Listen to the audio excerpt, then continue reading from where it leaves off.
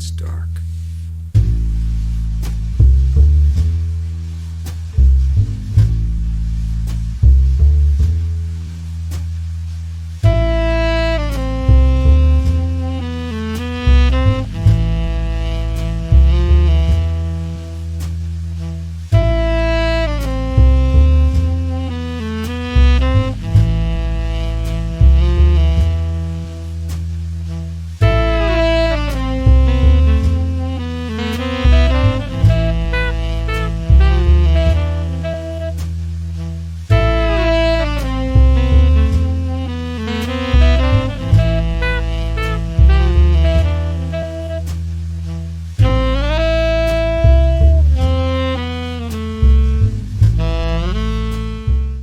Hello, everyone, and welcome to the DemonPeaks podcast, dirtiest place this side of the roadhouse, and the only podcast on the entirety of the internet to hear about Twin Peaks.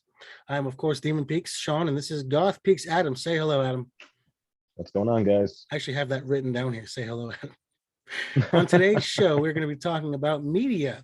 This is sort of going to be the format. We do a Twin Peaks conversation, moving along the episodes, and then a general sort of media one. This one is going to be about 5 albums that were influential to us. Not necessarily that we love or our favorites, but influence us at some point in our lives. So before we begin, I want to give a shout out to the people who did our opening song, Lola is in Trouble. The song is Midnight Coffee. If you're on YouTube, our logos and artwork were done by Corvid Days. Find them on Etsy. They do amazing work. And the show opening was done by Goth himself. And I love it. Great job. And I love the Frank Booth in the video that you were talking about. It works perfectly. Now it's yeah, dude. I saw that. I thought of that, and I was like, we got to put that in there. I don't know what format you're listening to this on, but it's offered on YouTube. Look for DemonPeaks Podcast and Anchor, and also Spotify. We do have people who are listening to us on Spotify. I don't know how. Plus, of course, check out our Instagrams. That's what the whole thing is for, DemonPeaks and GothPeaks. Okay. Anything you want to say to the people before we begin? I don't know. We're on Spotify.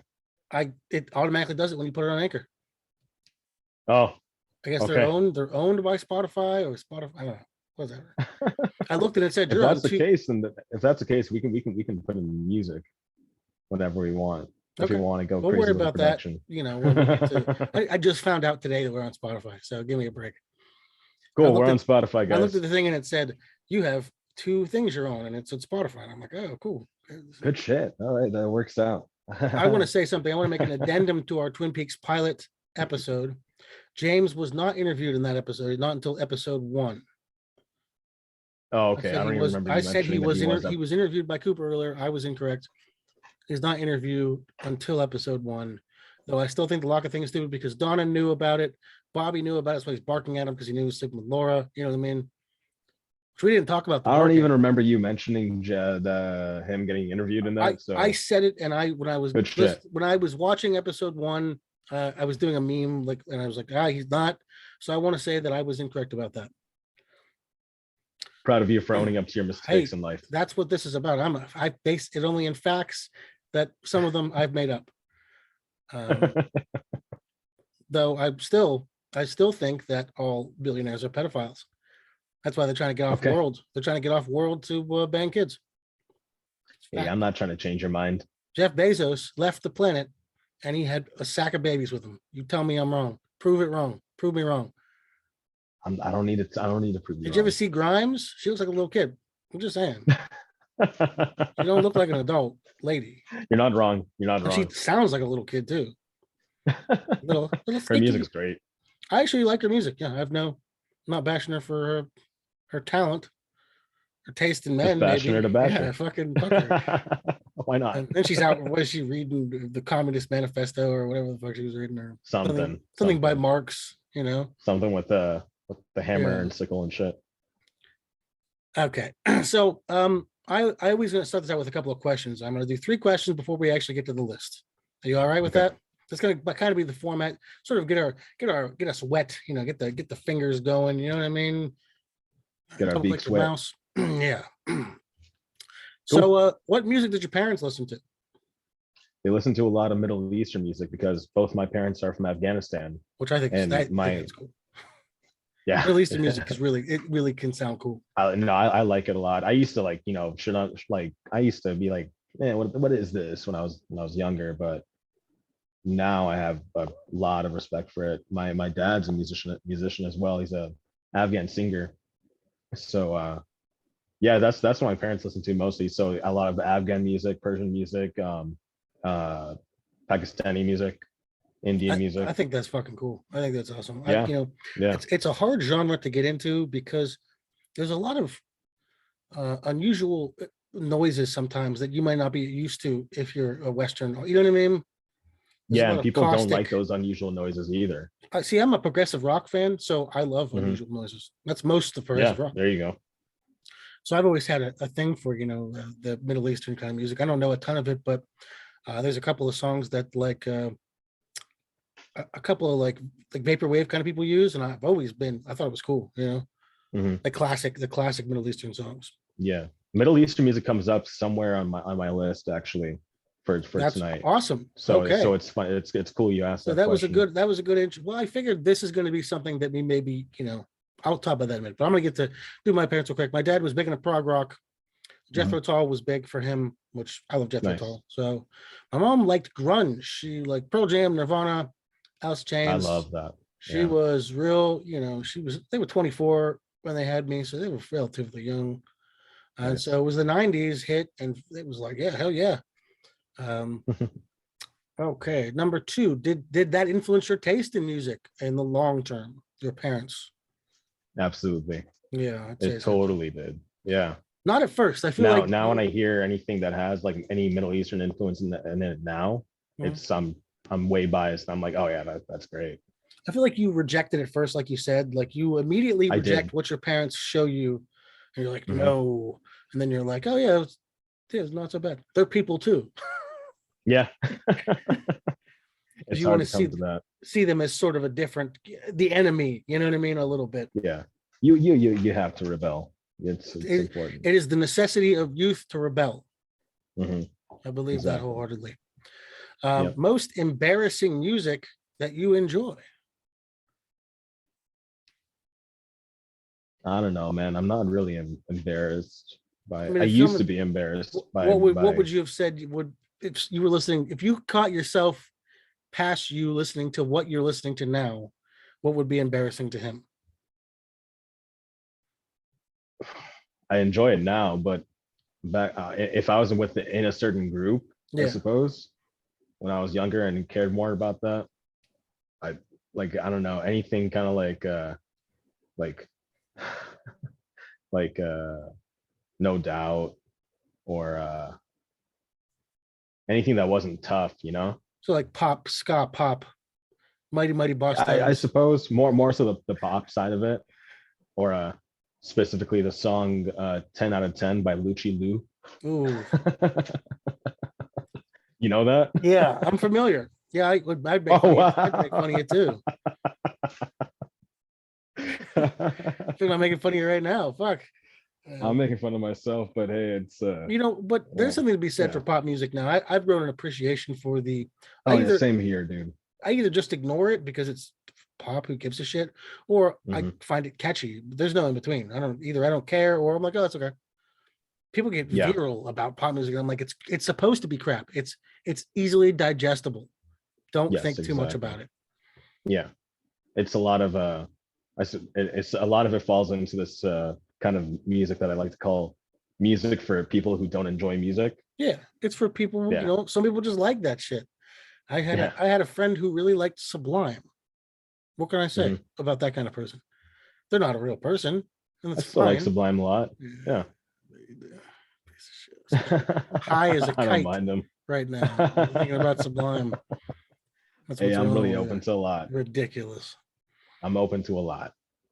For me, I don't know if embarrassed, but like I mentioned, like Vaporwave, Simpsons Wave. I like a lot of just like hyper electronic nonsense.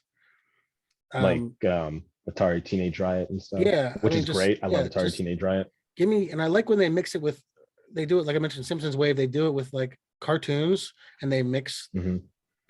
this vaporwave music in with it. I love it, and I get a kick out of it. Nice. or something like, What are there like big vaporwave artists? yeah, Or but I don't really know anybody's name. It's just like, DJ it's more so you put on a Muckabuck. playlist, Yeah. right? And you kind of just Yeah, let that yeah. play I in the just background. I found like a dark wave playlist, and I'm just like, oh, those are pretty good. DJ Steamed Hams or whatever the fuck. I don't know. You know what I mean? Okay. Are yours in any particular order? I would say three. The first three are the most important. The other One, two two, are three, like or 5, 4, 3. one, two, three. Okay, the top ones. Okay. I would say I would put it into two groups. The first three and then the last two. Okay. Do you want to do it back and forth, or do you want to do your whole list? Let me do the whole list. We can do I don't care. You choose. We've been doing one and then the other. Let's do it back and forth. Let's try it out. See how that let's try that out. That flows. Try it out, man. You want to go ahead first? Yeah, Number sure. 5. Okay. Mine are not really in order like yours. So yeah. These are going to be the first. My first three are going to be my most important ones. So I'll just say that at least. Okay, so the Metallica, the Black Album. The Black Album, classic. I don't like Metallica, but so why is that? Why does that? How did that influence you? My brother gave that to me when I was like 3 or 4, something like that, and that is one of my earliest memories. Just at least putting it in the CD player and being taught how to put on the songs and all that stuff. And back then, that had to be like a whole new kind of like you'd never heard anything like that at 3 or 4. Like I'm sure I didn't. Just that beat, but I was just playing. Yeah, but no, the only thing that I was listening to over and over and over again was track 5, Wherever I May Roam. That's actually one of the Metallica songs I like. Yeah, it's my favorite Metallica song till this day. It's still my favorite Metallica song. But I mean, the intro to that, you got a sitar in there, and so my parents fucking love that song too, because of that. It's a slow burn of a song too. It's a nice paced. It's an amazing song. You see, like, do you ever see how they like write songs? He takes like a piece of paper and puts words, and then just fills it in with garbage. That one felt like an actual song. And what's his name? James, whatever, has got a nice voice. James Hetfield. Yeah, he just gets muddled because he's saying like stupid words. He blew his voice out during the making of that album, and that's when his voice pretty much changed after that. Yeah. And it hasn't been good since then.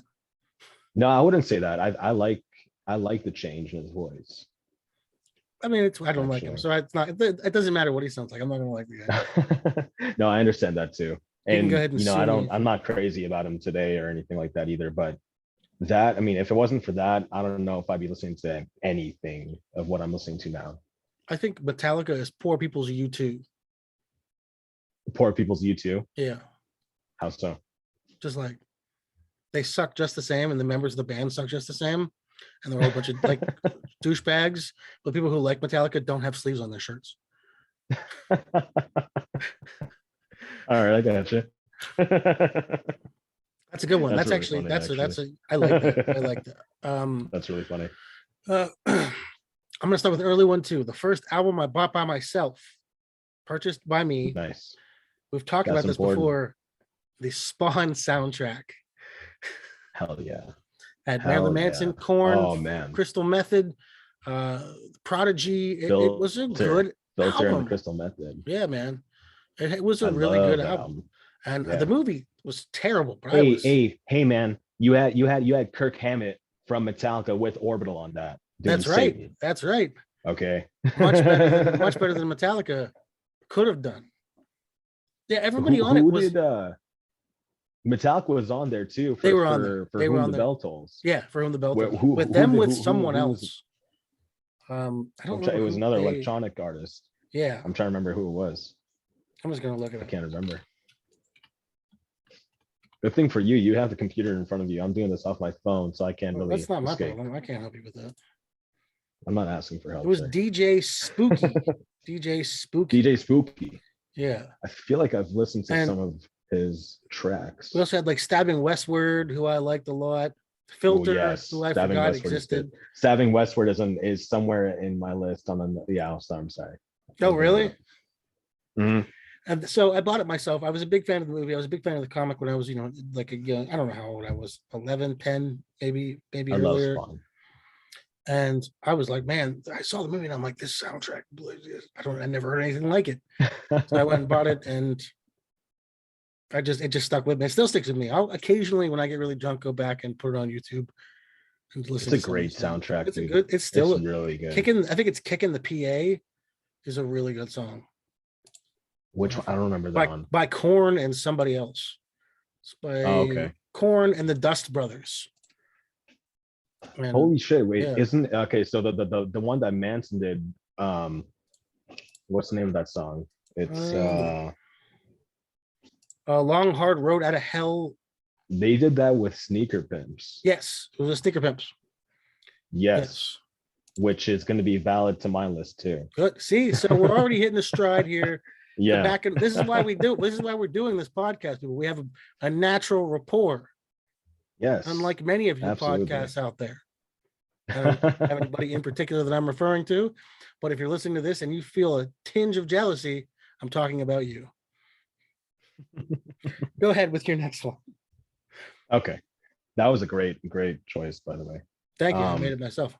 Oh, and I was Spawn for Halloween one year. I think I was like 9 or 10. Spawn doesn't get enough credit as being a black superhero. You know what I mean? He was a black guy. Oh yeah. Yeah. And he was not an early black guy, but at a time where you didn't have a lot of black guys leading teams and stuff like that. And I think he doesn't get the credit for being like, people are like, well, he's burnt and he's wearing a mask.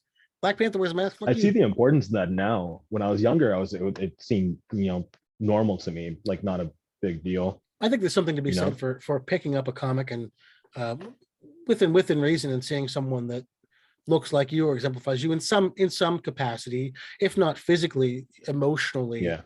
I mean, you're supposed to get merit from it because it's a parable. It's apocrypha. It's not a direct translation of you. You're not picking up Black Panther because you are the king of an African empire. You're picking it up and looking like, oh, a strong black character. Cool. I can relate to that.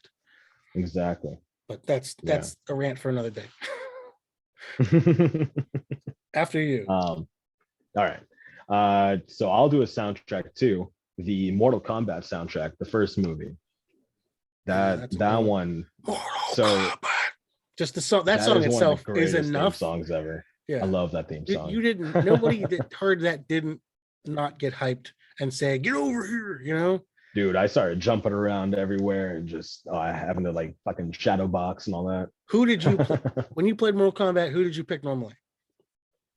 Normally, I was who was I? Okay, so I played Mortal Kombat 2 mostly when I was like 5, and I would play as Katana only for the reason because I knew how to do her fatality, and I didn't know how to do anybody else's fatality. In that. It's always like quarter circle back, AB. You know what I mean? I don't even remember how to do it now. I can still remember, but yeah, Scorpion's back C on the Genesis his get over. Everybody knows that, or down up with Noob Sidebot would just do that Noob Sidebody thing, and that was consistent throughout the whole series up until it hit Xbox. I think it was pretty much the same. I played the last one like 2 years ago, and it was fine.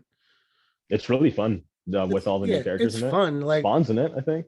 Spawn's in one of them. Schwarzenegger's in one of them. He's in the newest one, I think. Is he? I thought they did different people for different systems, or was it? No. They did do that at one point, didn't they? I think they. Or was that Soul? What sucks is that Soul Calibur did that.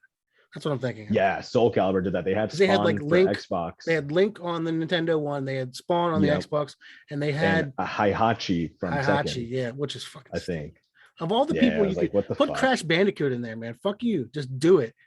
And you know how every fighter in that had a weapon, Heihachi's weapon was considered to be his cuffs, his wrists, Dude has a giant, massive sword. Whatever. Well, what on that? What about that album? Talk to me. Oh, dude. So that I have to credit for getting me into industrial music. It made me have the eye and the ear for industrial music when I heard it as I got older. Yeah. So I mean, you already have you got KMFDM on that soundtrack. KMFDM with what's the song? Juke Joint Jezebel. the Metropolis mix. Yeah. I think it played during Kano versus Sonya. I remember really loving that song as well. It's really good. But it's not a bad movie. Dude, I love that movie. I still love that movie. The second one is like, well, no one talks about the second one. We're not going to talk about that, right? We may have to do a watch along with the second one. We should. Still a good soundtrack for the second one. Not nearly as good as the first one, but still a good soundtrack. They couldn't even get Christopher Lambert to come back. I don't know. No, they got I forget his name. Guy that was in a billion things in the 90s. Mm-hmm. But who else is on? Oh, dude, Stabbing Westward is on that soundtrack. Westward, there we go. No. But you know what? Actually, no. They kind of got fucked on that. I think they didn't actually get credited on that soundtrack. They're in the movie. They have 2 of their songs in the movie. That's what I thought. They were prevalent.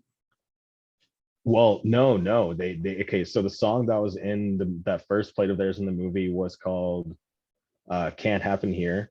Okay. It played when Liu Kang's getting off the boat and walking to the temple to talk to his grandfather. I can see it and hear it.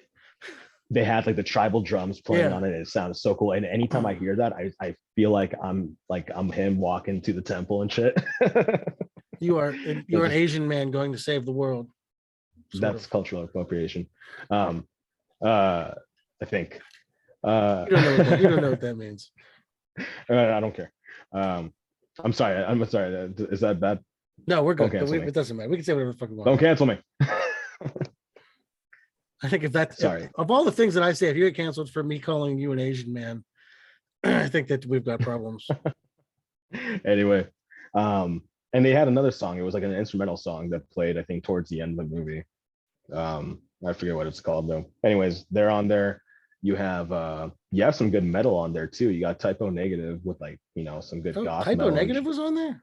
Yeah, the song. I don't remember which scene. I think it may have been one of those things where they're just on the soundtrack, but it's got the remix of the song Blood and Fire. Mm-hmm. That song. You got Fear Factory on the soundtrack, which played during Scorpion versus Johnny Cage. Yes, the song I remember that distinctly because I can see that whole scene in my head. Another really fucking good electronic band called Juno Reactor with this ex-porn star who started doing music named Tracy Lords. Oh, yeah, like no one knows who Tracy Lords is. Come on. Yes. she's well known. I don't watch pornography, but I know many of my friends didn't mention her. Yeah. But that song's really cool. Dude, that whole soundtrack. I mean, I credit that for getting me one of the main reasons I love electronic music. Here's a big question for you: Street Fighter or Mortal Kombat? Mortal Kombat. I agree. Everybody thinks I'm full of shit, but I'd never really played Street Fighter when I was. I'm bad at fighting games. I love them both. They're both really fun. I'm bad at fighting games, so I'm just never been able to get into them. I just can't. I'm bad at all games. So I'm good at most I can do. I just don't want to do a fighting game. I don't want to.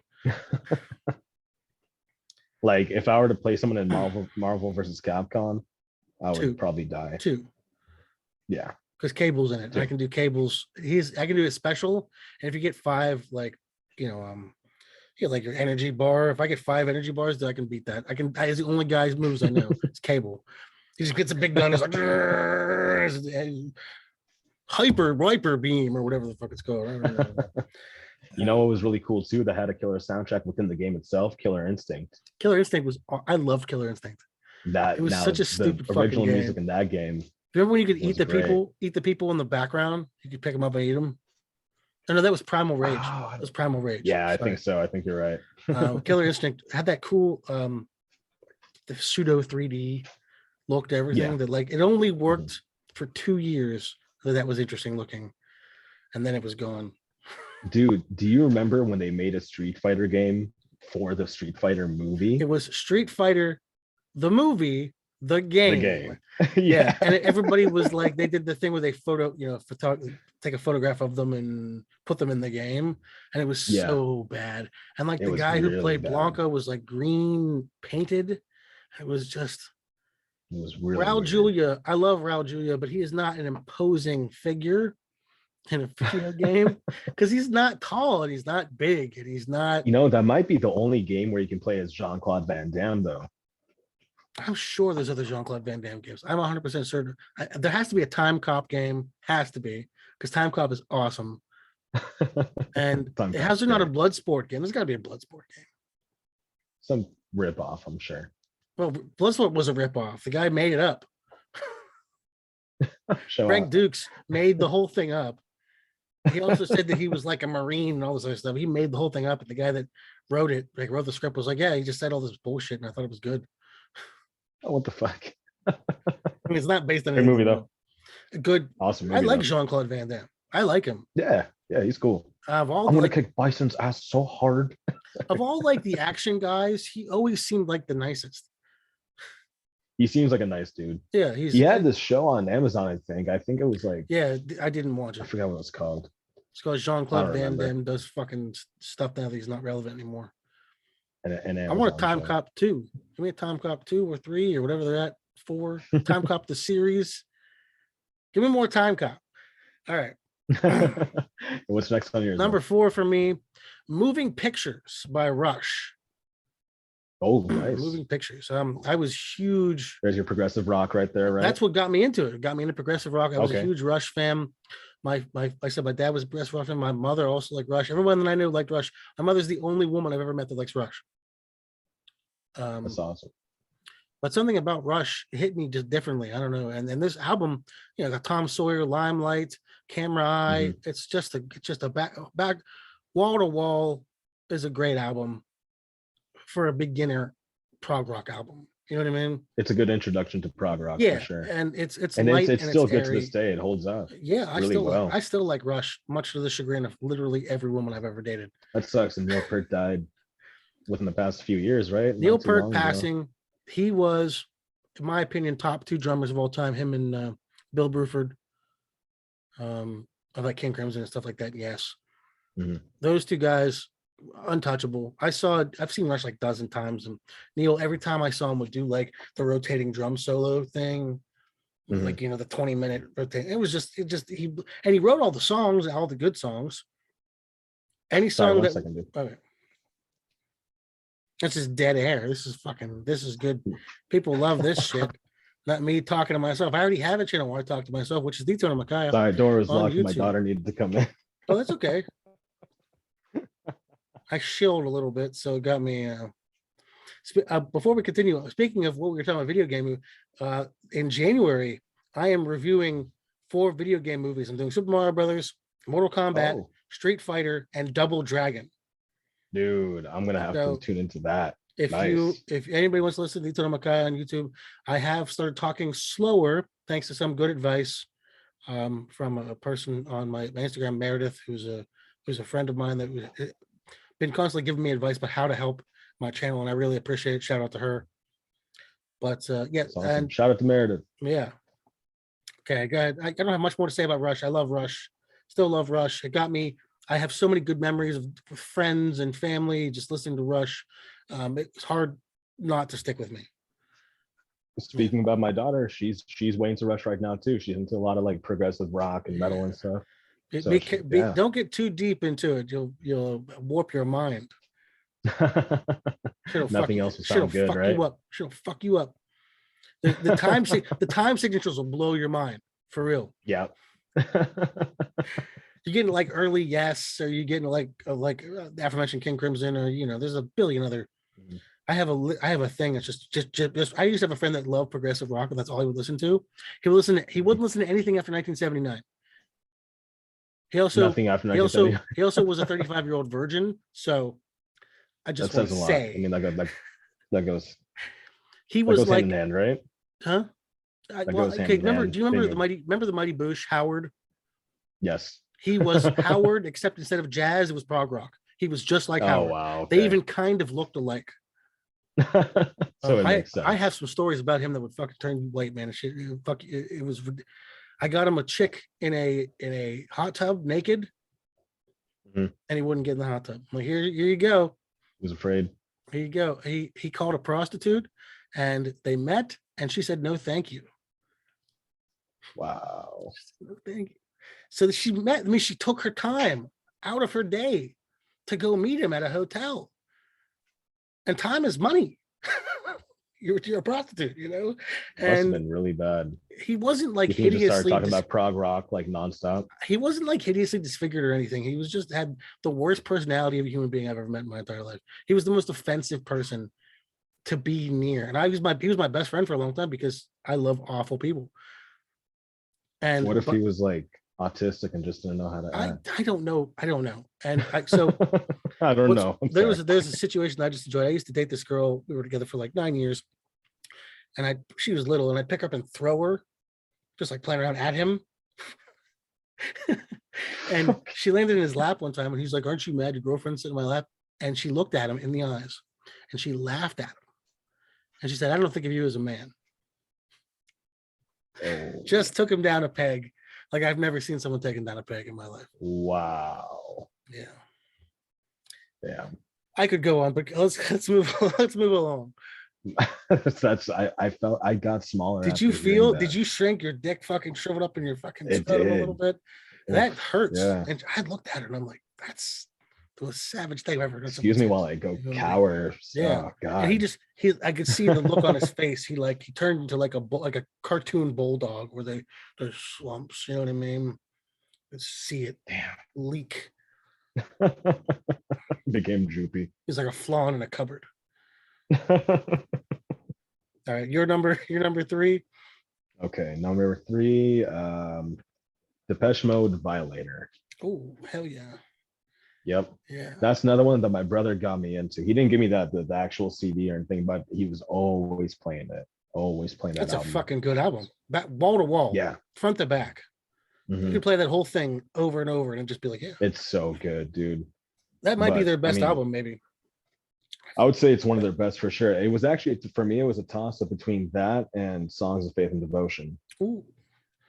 It was a toss-up between those I like two, Songs of Faith and Devotion too. I have to think. I know. That one's really good. But I think Violator actually embraces both the pop elements really well and also the really sexy dark side of Depeche Mode, you know? The goth. So the GothPeaks. the goth side. GothPeaks, yeah. But no, yeah, I mean that's another one that contributed to my love of electronic music, you know. You make a good point. It borders on new wave almost. No, it absolutely does. Yeah. It doesn't quite, I wouldn't call it necessarily, but it really hits it hits that border of from goth rock to like new wave. It really crosses that boundary a little bit. And I think that's great. Yeah, the production on that is amazing. I think it might be a Flood album. I think it might be produced by Flood. I don't know. There's a lot of really good outtakes on that album too, which if those were included in the original album would be a totally different album. But also those outtakes for sure are like some of the best Depeche Mode songs, like Sea of Sin. Oh Dangerous, Happiest Girl. You wonder how stuff gets cut that's just like so good. It's unreal. Dude, it makes sense though, because it would be a totally different album if those were on there. It wouldn't be the same. It wouldn't be a weird flow or something. We talked about this before. You want to have a concept to your album. You want to have a beginning, a middle, and an end, and have it make sense in some capacity. And if you put songs that just don't fit, I mean, your narrative. It's a narrative. You're telling a narrative. You are telling a story, and you put the stuff in that doesn't make sense. It ends up like Johnny Cash's mariachi song. Yep. Just doesn't work. But yeah, dude. I mean, you have a bunch of fucking great singles on there too. You have World in My Eyes, Halo, Personal Jesus, Enjoy the Silence, Policy of Truth. Am I forgetting anything? Yeah, there's a few. I think there's like 6 music videos made for that album. Oh yeah. Oh, they put like every Depeche Mode music video was from that album, I feel like, except for all done by Anton Corbijn, one of the most amazing people ever. He's a great photographer. Yeah, I actually agree with that one. I know, I don't know as much about him, but everything I've seen by him has been a way above par. Yeah, really good. Yeah, that's for sure. In my those my first 3, those are like my most important ones. I think that's good. That's some good color there. Is it? What the fuck is on your TV? It looks like it's fucking raining. I think it is. I keep thinking that you're sitting by a fucking window. I like it. I don't know. I keep getting distracted by it. Like, oh, is it raining in the City of Angels? All right, we're on to my number 3. Yeah, go for it, dude. Okay, these 3 are my important ones. So you did your 2, your 3 important ones. These are my 3 important ones. Okay, let's hear 'em. Tender Prey by Nick Cave. Ooh, It got me into yes. Nick Cave. It was the first album I ever heard of his. The only thing I heard before this was, Red Right Hand in X-Files and a million other things. But this was the first album I heard. I feel like my ex-girlfriend got me into it. I think so. I just remember listening to this album over and over and over again when I was like 18 or 19. You know what I mean? It's a fucking raw album, dude. And Very gritty. Mercy Seat, Up Jump the Devil, Deanna, City of Refuge. Like it's just banger after banger after banger. And when you're a young guy in a dark headspace, this song just fucking drills into you. I mean, this album just drills into you. You know what I mean? And then it calms down with Watching Alice. Yeah, oh man. Yeah. And it's not even a really good ballad. And it's not my favorite Nick Cave album. It's not one I think is one of his best now. But this is influential, though. But yeah, not our favorite. This album, it spoke to me, And I think, and the thing is, that a lot of people didn't know who Nick Cave was, and still don't. Yeah. So like, I felt cool having like, oh man, you never heard of this dark shit before.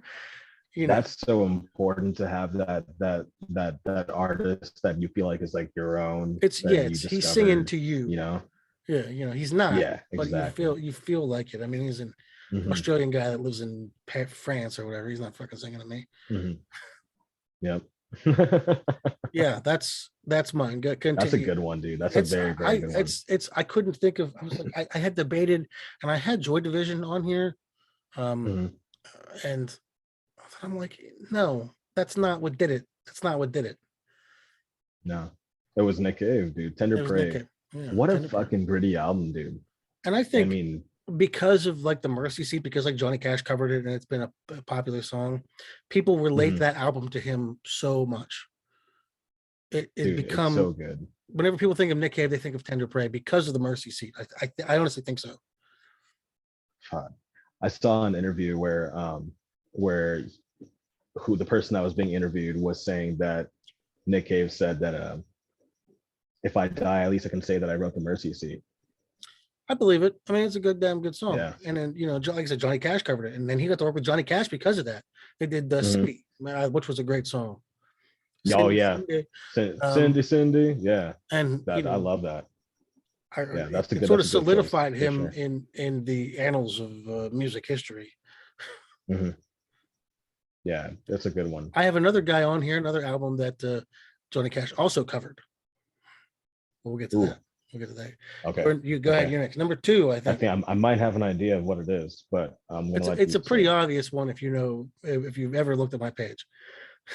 Okay. All right. So number 4 on mine, Jeff Buckley, Live at Chennai. That's it. You couldn't have picked a better one, I don't think. Yeah. That one was pretty important to me. Jeff for Buckley sure. live, just to begin with, is probably one of the best live performers. It's transcendent. Yeah, for sure. His heart, he wore it, right? You could feel it. There's no other way to say it. Yeah, he lets it all just hang out, dude. He's amazing. He's the only person I allow to cover Cohen. Only person. Well, you forgot about Cave. No, he shouldn't be covering Leonard Cohen either. You don't think so? No, he doesn't. He doesn't get the inflection right. I don't know. I don't like it. I'm sad to hear. I don't like a lot of covers. I don't like a lot of covers, and I don't like. That's understandable though. I don't like Leonard Cohen covers, especially, or Those David are kind of Bowie. sacred to you, huh? I saw someone covered "Heroes" by David Bowie for a U.S. Marines commercial, and I'm thinking nothing David Bowie loved more than the United States Marines. Damn. I don't like that. Continue, Jeff Buckley. Yeah, dude, this is another one where there was kind of a toss-up between this one and Grace, of course. I mean, Grace is one of the best albums ever for sure. From first track to last, it's amazing. But I think Live at Chennai really showed me how to, show vulnerability and be like really ballsy about it too. you I know. can see that. Yeah. And I mean, he brought a bunch of variety to like, dude. I mean, to hear a Nina Simone cover Mhm. and then a Nusrat Fateh Ali Khan cover, who is this Pakistani singer. Is that who did, I know what song you're talking about. That's who did that originally? Yeah, yeah, yeah. He's this really big singer. This huge guy. He Yeah. passed away. I don't remember when, but he's been influential to a lot of people. He's recorded music with Eddie Vedder and a few No, other hold on. people. I Eddie think. Vedder I did think a with like, couple of albums that were really, really bad. It was one of those. well, no. This was on the Dead Man Walking soundtrack. Okay, okay. Because Eddie Yeah, Vedder went through his like Sting yeah, phase where he did yeah. It like was those songs. Gregorian chants or whatever. Fucking I don't know. I don't even remember just he did that. like 3 or 4 albums that were like, oh, Yeah, dude. But yeah, man, his covers and hearing him just play so raw it really made a big impression on me. So do you think his passing had anything to do with your looking back on it? mm, no, No. no, I think it's because like that's just the whole thing about it appealed to me. It's live music at a coffee shop, which is something that I love Mm. already. But just one guy who's just playing for over like I think 2 hours or something. He would just play for It, a it, long it was a time. That was long great. live album. It was particularly like Yeah, it was a yeah, Christopher Nolan film length album. You had to yeah. tuck in. Like I had to listen to that in parts because I was like, this is really good. I'm also sad. So I'll come back to you in a little bit. But who else did he cover in that? I mean, you had some Bob Dylan covers, of course. Led Which Zeppelin cover. everybody should cover Uh, Bob Dylan because Bob Dylan sucks. His music, his lyrics are great. He's fucking terrible. I don't give a shit. I don't like Bob Not big on Dylan. his music though. I like his lyrics. Mhm. I like his lyrics. Like, tell me right now, when you think of All Along the Watchtower, do you think of Jimi Hendrix? Or do you think of fucking Bob Dylan? You Hendrix. think of Jimi Hendrix. You think of a good Yeah, version of a song. yeah. Bob Dylan You should know be what though? writing other people's songs. Speaking of Hendrix, Nick Cave's cover of "Hey Joe" far superior Well, to the yeah, Hendrix one, in my Hendrix opinion. had a lot of problems with like getting music out because he was so fucked Yeah, up. He was yeah. supposed to be an ELP, Emerson, Lake and Palmer. Did you know that? I didn't know It that. was supposed to be Help, Hendrix, Emerson, Lake and Palmer. Oh shit. That's why ELP doesn't fucking make any sense. Would have been a way different band. Would have been very different. Yeah, cover But Bob then Dylan. yeah, and then you hear like really like early versions of his more popular songs too, like Last Goodbye, Mhm. Lover, You Should Have Come Over, Grace, Hallelujah. Uh one of my favorites. And then I can listen to that anytime. I played Hallelujah for a guy a couple of months ago, and Mhm. we were just talking, and I put on some background music, and he goes, "Is this church music?" I said, "No, it's Hallelujah," but it was Leonard Cohen, I think. And he That's goes, what people "No, ask me anytime I play Nick Cave. is they playing this in This church?" is is this Jesus music? I mean, I Yes, it guess is it Jesus music. is. I Yeah. mean, if you're I Nick Cave suppose. certainly does have a lot to say about Jesus. Yeah. Not the most conventional thing to say, No, but what was something it? to say. Oh yeah. All right. What's next on yours? Okay. Next on mine. Where am I at? We're down to the last two, right? Yeah. I have Rain Dogs by Tom Waits. Ooh, yes. This was an album that got me into Tom Waits. Obviously, it's just a Mhm. great album. I mean, Singapore, Clap Hands, Cemetery Polka, Rain Dogs, Gun Street Girl, Downtown Train. These are fucking amazing songs. They're I all think I great, heard, dude. I was a fan of his acting before I got into his music. You know what I mean? I'm a Oh, big nice. fan of Okay. Mystery Men. I mentioned this every podcast. We plan on doing a watch along, Mystery everybody. Men. We plan on doing a watch along. I want to watch Mystery Men, me and him watching Mystery Men. I don't know if we can do it. We can do like a YouTube live where there's people talking to us one day. Yeah. Do it like that, you think? I think we can somehow like just stream it. I think for people to watch it with we'll us. figure it out, but we want to do Mystery Men or maybe Mortal Kombat Annihilation. But that's neither here nor there. It's Yeah, either one would be cool. hearing that guy after seeing him in like Stupid Things and like Fisher King and stuff like that. I was just the whole album moved me, and Rain Dogs is my wedding song to my late wife. So that had some kind of, that made me feel some kind of way, obviously. And it was because they mentioned her long hair, black as a raven, the rose of Charlie, and she had long black hair, and it always made me think of her. You know what I mean? There you go. And so just the whole album, my whole life, I felt like I could relate to some parts of this song, trying to get away or being sick of being ran down or being, you know what I mean, just wanting to enjoy who I was. Because I feel like Tom Waits' albums, he conveys so many emotions. He goes through the gamut of like grizzled old prospector to like guy who really enjoys cunnilingus. You know what I mean? Like, Oh yeah. you're getting a wide tapestry, and his songs, we talk about a flow, his songs have almost the opposite of that. The flow is like a negative curve, because there's not a flow sometimes. He'll do a song and then it's abrasive, harsh song next, and then it's a really nice. So there he comes at you. Like, he doesn't let you get comfortable because he wants you to feel a certain kind of way. Guard. Yeah, he wants you to feel a certain kind of way. And that's what Rain Dogs does to me. I feel some kind of way. Once again, not my favorite Tom Waits album. But it's an important one. I feel some kind of way about it. Musically, that album is like kind of in a lot of places. It's all over lyrically. It's a lyrical concept album for sure. But musically, it jumps around, and I love it. It's like literally from Singapore to Clap Hands. It's wildly different. Like the first two songs, you're like, what the? And Cemetery Polka is a polka, and you're like, what are you talking about, man? What are you doing? You're not. And then dude, like Hang Down Your Head is like one of the coolest songs ever. What's that? How do you like listen to Clap Hands and not feel like one of the coolest people ever? I love, I feel the same way about Gun Street Girl.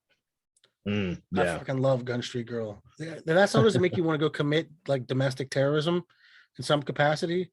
I don't know what the Tom Waits song that does that for me. The one that makes me feel the coolest is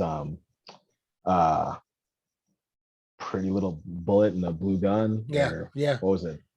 Yeah. Something like that. And that's probably the coolest song. You know what? It's a damn shame that he hasn't done like a David Lynch movie, because his songs are essentially David Lynch music in David Lynch movies in music form. Oh yeah, you're right. Esoteric, sort of strange, sort of noir, gritty 50s, but not, you know what I mean, thing. He's got lots of noise. Lots of noise. Almost. And he mixes the industrial with like smooth talk and jazz, and like he's Tom Waits ASMR. Yeah. Oh man, I can't. Yeah, I would do. Yeah, I could listen to him talk about stuff. You know what I mean? He was on that. I love watching his interviews. Oh, the one where he's the Joker. The Australian one. And what does he say? He's talking about people that influenced him, and he gives the guy Lord Buckley and a bunch of comedians. And the guy's like, these aren't musicians, and he's like, and they go, what were you going to do if you weren't a musician? He said, I'd probably get into air conditioning repair. It's just like, Lenny Bruce was one of the guys, he said, that musically influenced him. Lenny Bruce, come on, dude. Yeah, no, but that makes sense. Yeah, that makes sense to me. I feel like he wanted to be a comedian, but he's not funny. He's very funny. Yeah, but he's not funny I think he felt like he couldn't be funny in that kind of way. He would fall under the category of like a much cooler Stephen Fry. You saying Stephen Fry is not cool? It's the hair, the bald, weird. Yeah, and then like I remember him in Half Baked. Yeah, he's the guy. He did a bit part in a ton of movies. Like, and I was looking up something, and I was like, a bit part Stephen Fry, and I'm like, this is the third or fourth movie I've seen. I'm looking at movies to review that Stephen Fry did a bit part in. I don't think he had a bit part in So I Married an Axe Murderer that I just reviewed not too long ago, where he's flying a plane, and I'm like, Stephen Fry. What? Oh man, I need to see that again. I forgot about that. Okay, go ahead. Your last one. Okay. Last one for me will be Imx the Unified Field. Oh, okay. I did not Yeah. see that one coming. I gotta be honest with you. Yeah, it's a later addition to my list. Yeah. So when that album came out, I was still kind of in the middle of getting into their music because I was hearing the music a lot of like the goth clubs and stuff, and I was Yeah. always dancing to it and loved it, hearing songs off their album like The Alternative and all that. Oh, and this is the band where Sneaker Pimps is significant to this band because it's Chris Corner from Sneaker Who'd Pimps have thought did they would come IMX. back around? Of all the people, Sneaker Pimps, to come Oh, dude, twice I'm so on a happy about list. it. Yeah. That new What a album is great. world. What a world. But yeah, so when I first listened to this album, it didn't really, hit me. I liked it, but it didn't really hit me all that much. But then around the second or third listen, I like quickly realized this is actually exactly the kind of musical nourishment that I needed. You felt warm. You felt like that first shot of whiskey when you feel warm inside. Yeah, You know? yeah. I didn't know I was looking for it, but I found it. It found me, and it became mine. You don't find a good album; it finds you. Yeah, but yeah, and every song is just amazing. Yeah, I mean, it's he takes raw human passion and filters it through this he filters it through the anarchy of electronic music, and he really does it chaotically. It's hard to convey a lot through that. It's harder than the normal medium. You know what I mean? He's able to do it, and he does a lot of instrumental stuff too, and where he's able to convey human emotion through this fucking technology. It's cool, dude. But yeah, the whole album is great. I mean, I can't really name any specific songs off it that really are my favorite, but I mean, you have songs like Screams where I don't know, it just sounds like the whole song sounds like the most beautiful loss of innocence ever, is if there's something I can describe it as. But that's like the lyrics sound like, I feel like that, the music sounds like that. It's ethereal. Yes. Yeah. And speaking of Sneaker Pimps, I think when he was making this album, he brought in the bassist or the guitar player, the other member of Sneaker Pimps. Yeah. And it was their first time working together since I think the Sneaker Pimps disbanded. But which was a couple years before that, I want to say 5 or 6 years before that, wasn't it? It probably even, I think, like 10 or 12 was years. Was it that much longer before that? Jesus Christ. There was a while. Yeah. Sneaker Pimps is going to be trending because 2 guys mentioned them twice. Who? For the Sneaker Pimps. It's the first time in 15 years someone's mentioned Sneaker Pimps us mentioning on a fucking podcast. No one has talked about Sneaker Pimps ever in the history of podcasting until right now. Hey, what's we bring in a niche community, right? I like it. That was I think that's a great choice. I can see where you're coming from. I can see that sort of fitting your personality. I love the band so much. I got their wrong arm. Got their tattoo. I like it. That's Oh wait. But speaking of Violator, because that was on my list, you got the Violator. There you go, baby. There you go. What she just posted. My lady and I got that as matching tattoos. We were like 3 months in our relationship. That's a terrible idea. But congratulations. Hey, we're coming up on 7 years, sir. 7 years. God, yeah. Damn, she would have traded you in for the newer model, man. Shit. Put you out the pasture. Man, you see this hair? Okay. Then you make it big in the we get $100 million Spotify contract, and she fucking got to come back crying. Yep. We're coming for you, Joe. Come on, we're take you down. We're taking over. We want that spot. I don't know how that works. Good choice. Number 1 for me. To the surprise of no one, I See a Darkness by Bonnie Prince Billy. There you go. Knew it. I know this stuff. I know these seem cliche if we talk, but there's a reason that this stuff comes up a lot for me. You know what I mean? It makes me feel some kind of way. And this album, I had a really good friend of mine. His name was Greg. He was a piece of shit, but we would get drunk and we would sing "I See a Darkness" to each other all the time, because it's about it's about friends loving each other. It's not a friend love, not a romantic love. And I really like that. The whole thing. Another Day Full of Dread, Death Everyone Black. Today I Was an Evil One. It's a dark album. It's a romantically non-sexual dark album. I'm not too familiar with it. I haven't listened to him too much. The whole album is about how you're depressed and you're lucky that you have people in your life and that you do fucked up stuff, and that's okay sometimes, but sometimes it's not okay because you go too far. It's very much about a tortured man who is scrounging to find the scraps of his former self in an album form for me.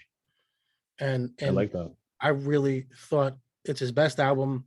It's probably my favorite album by him, and it stuck with me. I listened to it in my dark times, listen to it in my happy times, because it gives you a sense of perspective. It grounds you a little bit. You know what I mean? And his voice is so soothing. He's ugly as fucking sin. William Oldham. He was in an episode of Wonder Chosen that I just watched not too long ago, and I'm like, I never watched that. William Oldham, and he's also in the movie A Ghost Story, which is really good. Is that the most recent one with Rooney Mara? Yes, yes, and yeah. Okay. I need to rewatch did that. Okay, so remember in the middle, there's a guy at a party just talking endlessly. Oh, that's Bonnie Prince Billy's William Oldham. He's the guy giving a big long speech about how everything sucks. Oh shit. Okay. Yeah. Okay. That's him, and he's ugly. Got the fucking. He looks like he's ugly as sin. It's another movie I don't know if I would have seen if it wasn't for my daughter. She showed that to me and my lady, and we loved it. Good fucking movie. I want to talk about movies in a minute here, stuff we watched, so we'll get to that. Yeah, in a second here, and I will bring that up as well. But your daughter got good taste, man. She didn't get it from you. I don't know if you were frozen there for a second or what. For sure. All right, that's my number one. That is our list. And anything else you want to say? No, dude. I mean, I can't wait to talk about other top 5 albums that are our favorites. It can be probably some of the same artists in there, but different albums. Mine will be some of the same people. Not all, maybe one or two. I imagine yours might have one or two in it as well. The Spawn soundtrack will not be on my top 5. As sad as it is. Yeah, I don't know if I'll have any soundtracks in my top 5 favorites. Actually, I don't know. There might be, because you know what? My top 5 favorites are always rotating. Yeah, so they're always might change out. So. Like I'll get a bee in my bonnet for something, and then I'll like it for 6 months. I love everything. We should do like top 5 favorite checkups, like that you come back to. Do it like every few months, see how it changed or something. I know what would easily be on my list for that is Fleet Foxes. They're self-titled. Good one. I come back to that album all the time. You know what did it for me is I play a lot of Fallout New Vegas, and I modded it so you can put your own music in there. So I've got like 500 songs that are just songs I put in there, and I put the whole Fleet Foxes album in there. It's not a long album, but it comes up a lot more than anything else. So I'm playing Fallout, and I love playing Fallout New Vegas, and Fleet Foxes come on all the time. So now I'm thinking about them because I'm playing a game and I'm hearing them, and it's almost background noise. It's in my psyche. I'm like, man, I'm thinking about the Fleet Foxes. Okay, questions about the topic. I don't like any of these questions. I'm not going to ask these. These are stuff we already talked about. Not even one. I don't know. The stuff we went through. I had put these out, but like we talked about them. We talked about this stuff in the albums, and we were literally talking about one right now. Do you ever come back to nostalgic music? We're literally talking about that right now. Oh well, yeah. Nostalgic. So that's I'm not fucking asking questions that we're fucking talking about. That's the point of this, is I put them in there just in case we don't talk about them. You know what I mean? In case we need something to fall back on. Yeah, I just like to be prepared, because I don't want a lot of dead air. Like when you're fucking standing up, walking around, jacking off, wherever the fuck you're doing. Fucking fixing your rainy TV. You're editing that, right? No, I'm not editing anything except for the beginning where I count down. So, well, okay. Well, if you're not going to edit it, you got to at least, you have to edit for YouTube, but don't edit for Patreon. Edit for YouTube. You want me to edit you walking out of this? I'm kidding. You don't have Oh, to. I'll figure out what I would do later. I am No, saving the no, extra no, no. stuff. I was saying edit me jacking off Oh, out editing of Jack. it for Well, I was YouTube, gonna edit you but jacking off leave it into in it there because for I Patreon got all because that. that's what people can pay for. I have that footage from the pornography theater that you were masturbating in and were caught. Hey, I went out of my way to find the exact same one that Pee Wee Herman was at, and you know what? And It's still you up and filmed it running. yourself. He gave that theater new life. He brought an audience in. Tourism is huge in that one. He spilled his seed in it and it grew new life. Oh yeah. Now everyone's spilling their seed in it. How much? Yeah. Well, we just did video peaks, much like Debbie Harry. Yeah. We're just spilling their seed. Especially in that movie. Fuck. If you have sex with James Woods, man, that's anything goes right after that. Oh man. How did we get to that? What happened? I don't know. Anyways. Have you watched any new movies recently? Yes. Well, so we had Halloween, whatever the fuck you all month of Halloween. I was just watching a bunch of horror movies, stuff I've seen, stuff I haven't seen. Watched more Cronenberg. I watched The Brood. That was fucking wild. That was an early Cronenberg too, and I think it's honestly, Cronenberg doesn't have a ton of great films. He's got a lot of pretty damn good ones, and I would consider The Brood pretty damn good. It's really good, but you know what? It was a really slow burn. It was a very slow burn. It was very silly at first. Every Cronenberg movie is, you can shave an hour off of it because nothing's fucking happening. I'm not complaining about it though. I'm not complaining because it's not bad. It's just like the ending wouldn't have been as crazy for me if it wasn't as slow of a burn as it was. I agree. I liked them. One year I watched all of Cronenberg's movies back to back to back to back to back. Nice. Even his short films, and it wasn't the easiest fucking watch, especially because the moments like in The Brood where there's just conversations that aren't going anywhere. Oh yeah. You know, speaking of short films, I put on 6 Men Getting Sick, the David Lynch short. It's the worst one. It's just so annoying. I'm trying to teach Ava by watching the alphabet. Oh, nice. She seems to respond to it. I haven't seen the alphabet actually. I haven't seen the alphabet. Him and his daughter watch that. And this alphabet. It's David Lynch's alphabet, and then she pukes blood, and it's a whole big thing. Oh, nice, awesome! I can't wait to watch that. My 2-year-old seems to like it. It's her style. Why'd you put on 6 Men Getting Sick? Of all the short films he did, why that one? My lady asked me to put it on. Oh, it's like 45 seconds long.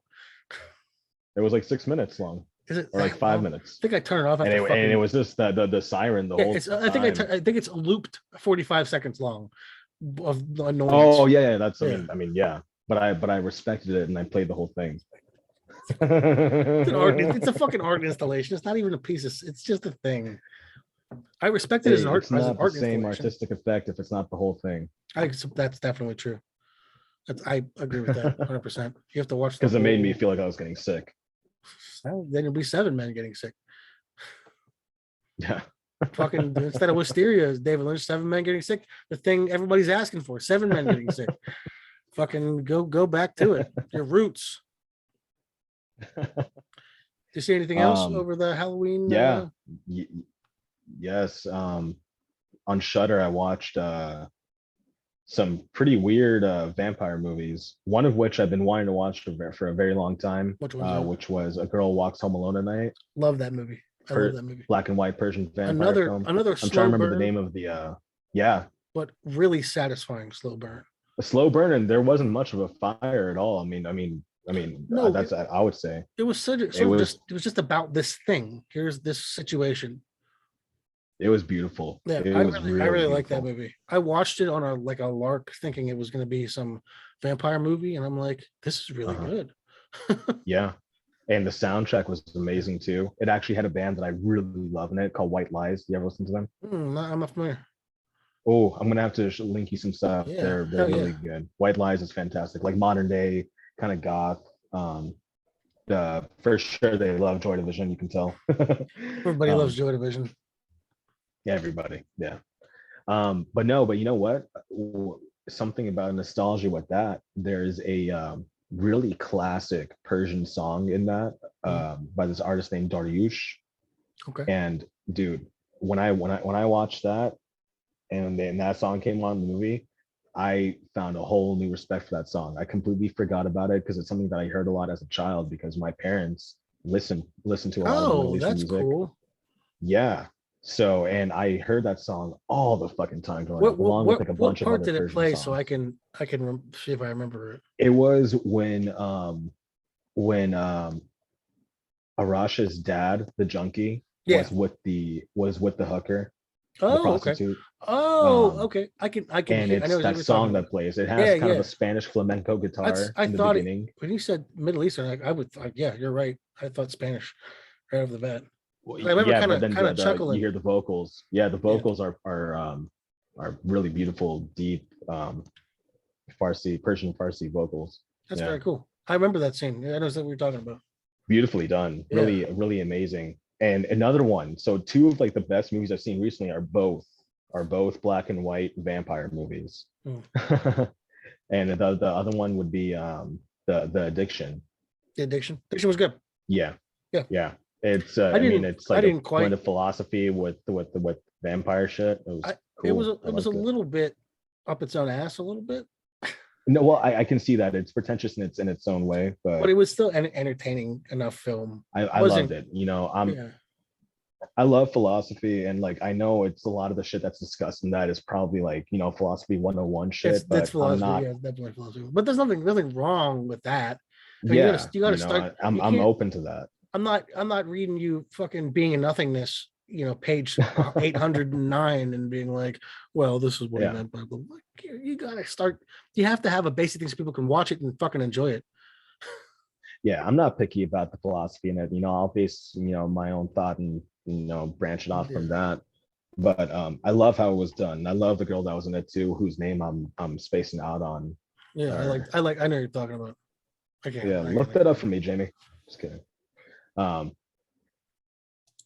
fuck, I'm trying to remember the name. Yeah, I'm not gonna remember it though. But no, that one was really cool too. Mm-hmm. That had a good soundtrack too. Lots of good Lily, old school you 90s think of hip Lily hop. Taylor? Lily Taylor, yes, Yeah. that's who it was. Fuck. Yeah. She did a Yeah, ton she's of. She great. was in a ton of shit for quite a while. Yeah. That was I don't when know if she does a whole lot now. I don't know. I think she's quite old now. I mean, she wasn't that Mm, young then. I don't feel like. you know. She looked really cool in the Yeah, and Chris Walken was in that, wasn't yes. Oh yeah. He was only in it for like a little bit, but he? Yeah, he was kind of that was building his it as like the period selling of point. that was his period of time when he was like did bit parts in supernatural movies, like the seventh sign when he was an angel or whatever, and Demi Moore was in it. I'm like, Yeah. what are you talking about? He just did a bunch of. Yeah. I mean, he did a bunch of weird shit for throughout the 90s. Mhm. But he was really cool in that though. He played, just an older vampire who's, been around the block a few times. They should have got him But was instead of Peter Murphy for Twilight. oh totally. That would have been a much cooler vampire. I could have seen Nick Cave being a great in Christopher Walken's part in that movie. I'm gonna be honest with you. I can see Nick Cave playing any character Christopher Walken has played. Any of them. And it wouldn't Easily change replaced. the character even a little bit. We're not even having the Walken. It wouldn't matter. It doesn't matter. Nothing. That doesn't add anything to it. That's just his shtick. Is it? Yeah. I think that's how he actually talks. I think that's how he has been talking since he was a child. Did I tell you the Christopher Walken story from someone was talking about? They went to a party and he was giving Christopher Walken a ride home, and he had an automatic starter on his car. So he turns on the car, and Christopher Walken goes, "Your car, it's come alive."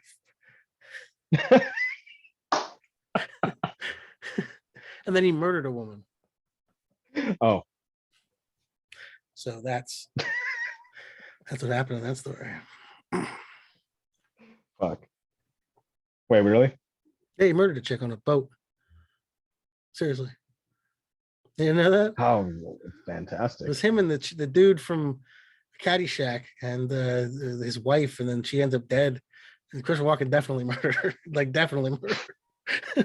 Oh, shit. Like, there's no dispute about it. He murdered her. Everybody knows it. And he's just like, wonder if anybody's asked, have you ever murdered that chick? And he's like,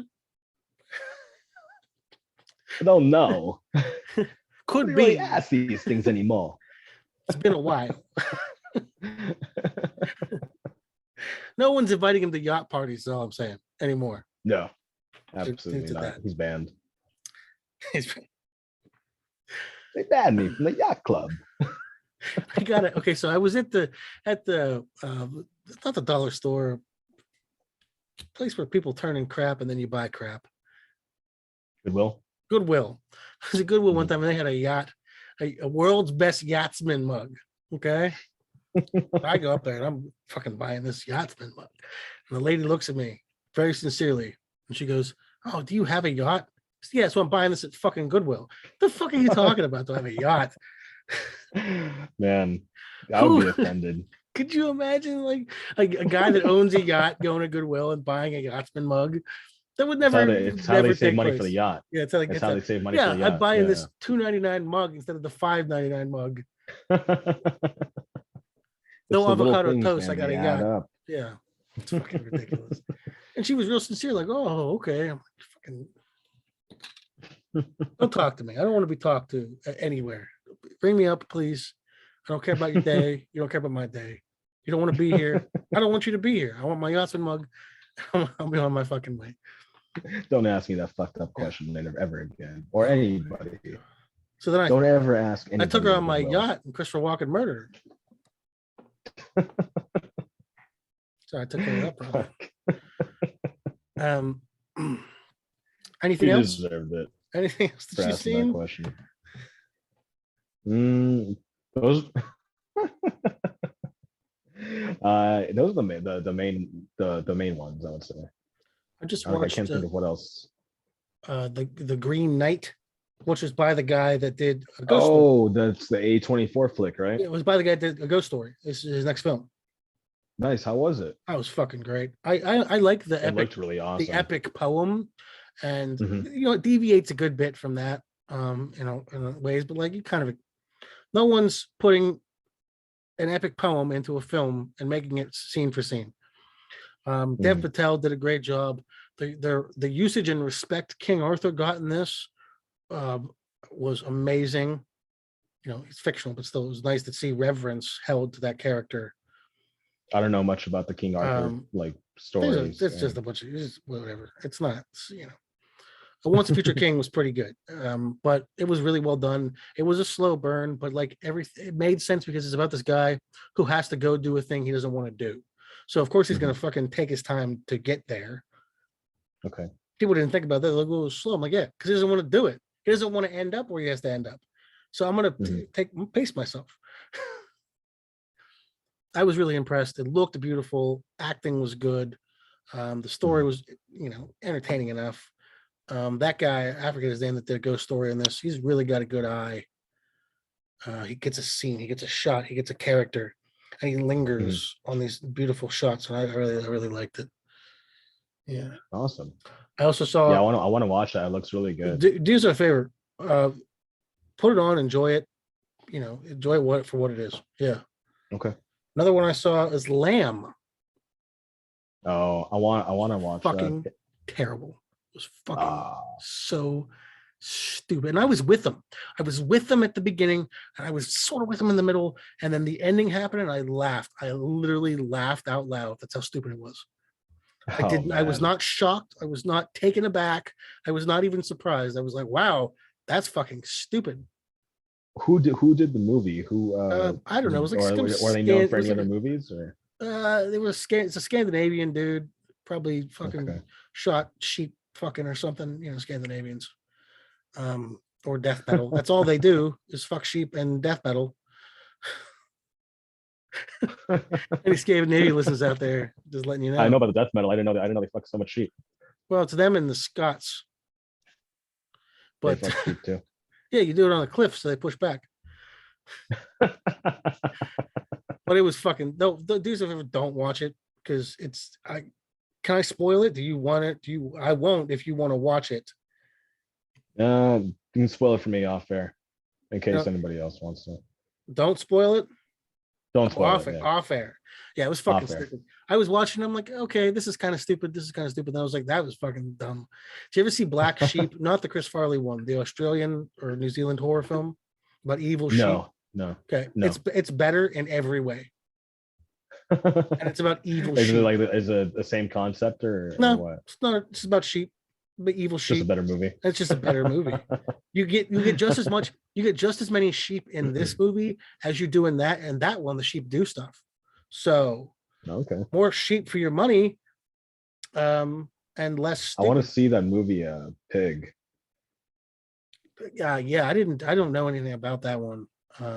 It's supposed to be really good. Yeah, I saw Pig Sty, which is I think it's a Pasolini film. The guy ends up fucking a pig and then gets eaten by a pig at the end of it. So when how people many talk movies before Solo was this? you know what? I want to make sure that it was him because I may be talking my ass. I know the movie, but Look that up for me, Jimmy.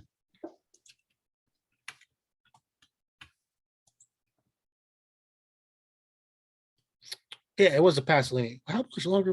That's a good question. When was it? Before had to be before Sailor because he got fucking killed for that one. So Yeah. it was about 6 years. 6 years before And that. it's about like this rich guy who they have a sheep farm and he's really weird and he's like closed off and he lives with his parents in this big giant mansion. He has this girl that comes over and hangs out with him as like his friend, and he's always having these weird injuries from hanging out with the pigs. And nobody realizes he's fucking these pigs, and then at the end he's fucking the pigs, and then he gets killed and eaten by the pigs. And that's the whole film. That's it. That's the end of the movie. That's the whole film. And I liked it, and I liked it better than Lamb. Well, yeah, I think it's like a lot of stuff better than Lamb, right? Yeah. And this guy got killed because he was fucking some pigs.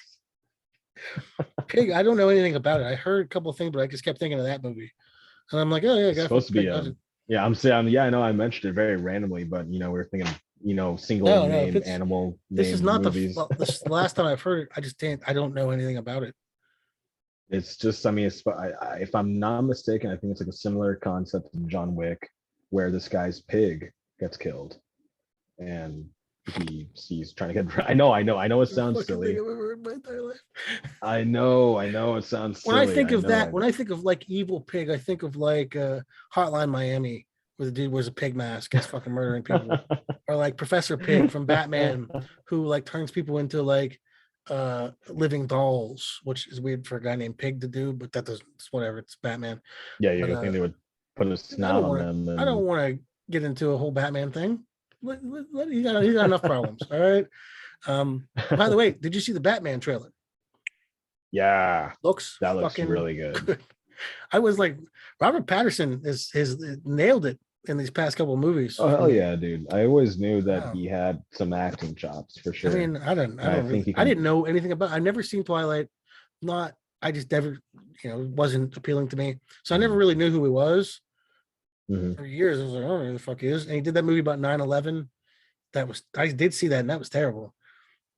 What movie about 9/11? Okay, so there's a movie. It's him and the one chick from Lost, the Australian girl, and they're in love. And then at the end of the movie, he's in 9/11. He's in the Twin Towers, and they don't mention anything else in the film that it takes place in 2001 and that this is going to happen. Just they get back together. He goes to work. He looks out the window. There's a fucking plane.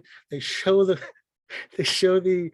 calendar, and it's 9/11. And I'm like, what the fuck kind of ending is that? Is this movie called Remember Me? Yeah, I think it's Remember Me. Is it Remember Me? Okay, I've seen the poster for that. I think it's Remember Me. But it just I like, you were describing it, and it seems like it would be that movie. And like it's just like cheesy. I almost really appreciate that ending because it's so fucking weird. Like it's strange. I want more romantic movies, and then it turns out, oh, it's the fall of Berlin. Oh, fucking, oh, an asteroid hits the Earth. Oh, you know what I mean? It's the fall of the Ottoman Empire. Oh, we're out for dinner. Oh no, the Archduke Franz Ferdinand got assassinated. Like, I want more romantic movies, and not comedies. Serious romantic movies that end in like horrible disasters. On the day of a national tragedy. Yeah, just love it. You know what I mean? Oh, we're going out for, I love you, oh honey, where we going? Oh, we're going to Boston downtown. There's gonna be a run on today. Boom! In the movie. You know what I mean? I love it. Nothing that mentions anything about it in the movie at all, but it just ends there. We do like, yeah, no, then he just fucking gets killed. Then he fucking dies. Like, I mean, it's 9/11. Oh, I wanted like a high school movie and we're in love and blah blah blah. Oh no, they're at Columbine. Like, I want more movies that end in terrible, terrible things happening for no apparent reason. The original Clerks ending. When he gets shot. Yeah. Yeah. That was fucking. Yeah. Imagine if you couldn't do that. You know what? I almost would have respected him more if he would have done that. Oh yeah. I almost kind of like it, because that's what I'm talking about. Something fucked up happens at the end. Like, I was like, what the fuck? When I first saw that, I was like, it's like shot in poorer quality than anything else. Oh like yeah, they didn't remaster it proper. Different. Yeah. Could you imagine, what were you watching? The girl. Okay, so we were watching, the girl walks home at night, and then suddenly American drone bombs her at the end. End of film. Thank you, Obama. I think he was president. I think he was president when that came out. 14. Yeah. Yeah. So I think Obama had a bunch of drone deaths. They love bombing. America loves bombing brown people. They cannot get enough of it. They don't. They fucking love it. I've never seen anything like American pastime. Yeah, so baseball, cold beer, bombing brownies. Like it's awful. I don't want to get into a political thing, but I'm anti-bombing of anybody. If I could choose, maybe NAMBLA, or that'd be nice. Like that. Twitter, bomb Twitter. That's a whole fuck situation. Whatever. Fuck Twitter and pederasts like Jeff Bezos. Yeah. Went to the moon to have sex with children. I'm telling you, they got moon kids up there. Moon children. Yeah. Did you ever see Fantastic Voyage? No. The French art cartoon? No. Fucking blue people. He's up there fucking blue people.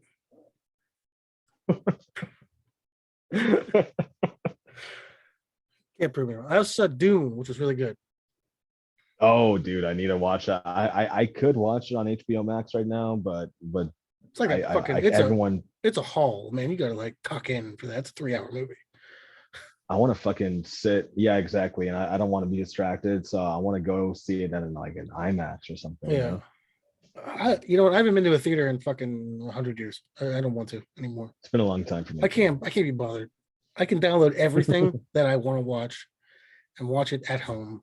I want to go pay extra money to go sit somewhere where someone was fucking jacking off, fucking coming all over the place, fucking watching a goddamn movie, expensive ass popcorn. The popcorn's not as good as popcorn I could get at home. Yeah.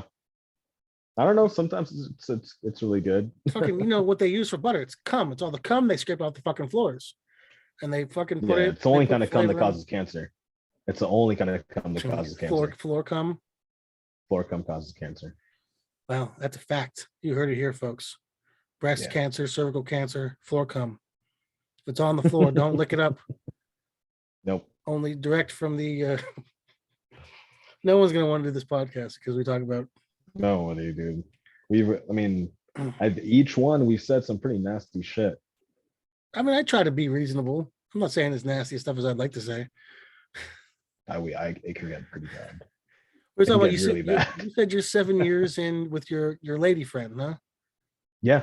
You guys eyeing a marriage? It's gonna be 7 years in December 21st. Do you have anything planned for your hair's fucking off for your anniversary?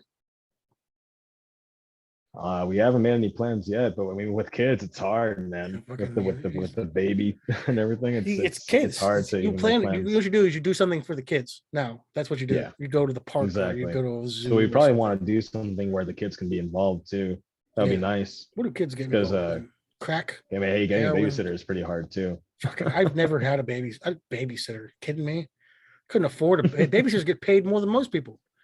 They do. Retail workers ain't Rightfully making so, as much also, as I get fucking it. babies. No, I don't. Fuck you. It's not that. Honestly, babysitters have it fucking easy. Unless the kid's super annoying, feed them, fucking talk to them. Like it's not. You're not kidding. It's not that hard. Your child's at stake. I want What to are they trust them. worth to you? I don't know. Not a baby. Not what a babysitter wants. We're fucking. Plus, you Oh, get yeah, like dude, it's always babysitters like are really expensive. yeah. You get like a teenage girl. I don't trust a teenage girl. Fucking get the fuck out of here. And then you don't Yeah. want someone too old either. You know, I don't want someone 70. No, that'd be But a little strange and weird. yeah, but you don't. I don't know. I don't trust anybody. I don't even. Yeah, My daughter's with her mom, and I used to be really trusting of a lot of people, but ever since I had my son, it's been a fuck little. that. You don't know what they're gonna do. To It's different, you know. And like Ava's with her Huh? mom, and I trust her mom. Like I guess because I have to, so I don't have a choice in the matter. But I don't know if I Yeah. trust her. Like what the fuck? I don't know what you know what I mean. What if she flips out, fucking throws her in a river or something? Yeah, just like Not the first time. overnight Yeah. just snaps. Yeah. Yeah. I don't know. She's she's Italian and black. She's got a fiery temper. You know what I mean? What's little Leva into right now? She likes cooking. She got a cooking set, like a fake, Nice. like like a kitchen. And I've been buying her like plastic. She's every time she sees plastic toys or plastic food, she wants to buy it and she feeds her babies and cooks for them. And because I cook, I'm a chef, and I think her mom's boyfriend was a cook, and he cooks a lot. So she sees guys cooking, so she's cooking for the kids. And I got her this fake like microwave that like moves when you push the button. She just loves it. Like she just gets a kick. She really likes cooking stuff. She likes taking care of babies. I thought when I had a girl, you would I would be super open to like whatever she likes, she's gonna like, you know what I mean? And then she just naturally migrated to like the girly stuff. There's something to be said for that, just being ingrained in him. I don't know, I can only look from my personal perspective.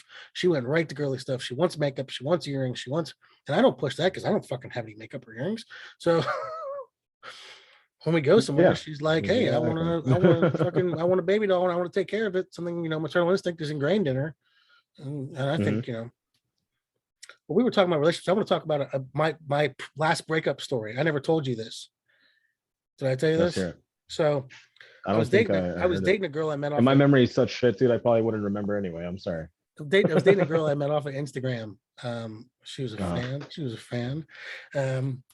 And she lives in Tennessee. So, we're talking and, getting pretty hot and heavy. And so she flies up here, and the first couple of days, I live on my own. So it took a little bit to adjust, like someone new in my environment. And then we got into a nice flow. She was here for like 2 weeks. And it was, we felt it was deep connection, and we were, it was nice. So she went back to Tennessee because she had some cats to take care of. Okay. And so then I fly down there, and I flew first class because I wanted to live a little bit. You know what I mean? I went down there. So I'm going to stay a week. I bought a ticket to go back because she took a bus up here, and it was fucking bullshit because they left her in Indianapolis. Oh, geez. The bus just didn't come. But they're like, bus driver's not coming. You're stuck here. And she's like, I'm stuck here. And I'm like, I'll come get you. I'll drive to get you 6 hours through Ohio. Jesus. And I'm like, wow. I don't blame her. I don't blame her for that one. I'm not mad or anything. It's just like, that's bullshit. That bus driver's not coming. Crazy. See ya. Yeah. So I fly down there. Like, what are you supposed to do there? Yeah. That's and she lives in like the middle of nowhere in Tennessee, like fucking nowhere, and there's nothing around. And I don't have a car, and she doesn't have a car. So we're sort of landlocked with each other. You know what I mean? That's okay. A little bit tension. It's her environment. I'm trying not to step on too many toes. And she's getting like increasingly pissed off at me about like everything, like picking fights. And I'm like, I'm not picking a fight with you because I'm not. This is not a good time for this. And the one time she's like, you have nothing to say to that? I was like, nope. She's like, oh, blah, blah, blah. So then that didn't make her happy. Yeah. So then one day I'm like, do you want me to go early? Do you want me to leave like 2 or 3 days early? So I can change it because I got first class. I can get an earlier ticket on a lesser, like I'd have to go coach, but it wouldn't cost me anything extra. You know what I mean? She's like, well, you do what you want to do. And I'm like, well, I want to know what you want me to do. I want to know how you feel is what I said to her. I want to know how you feel about it. She said, whatever. I said, okay, I'll get a flight home.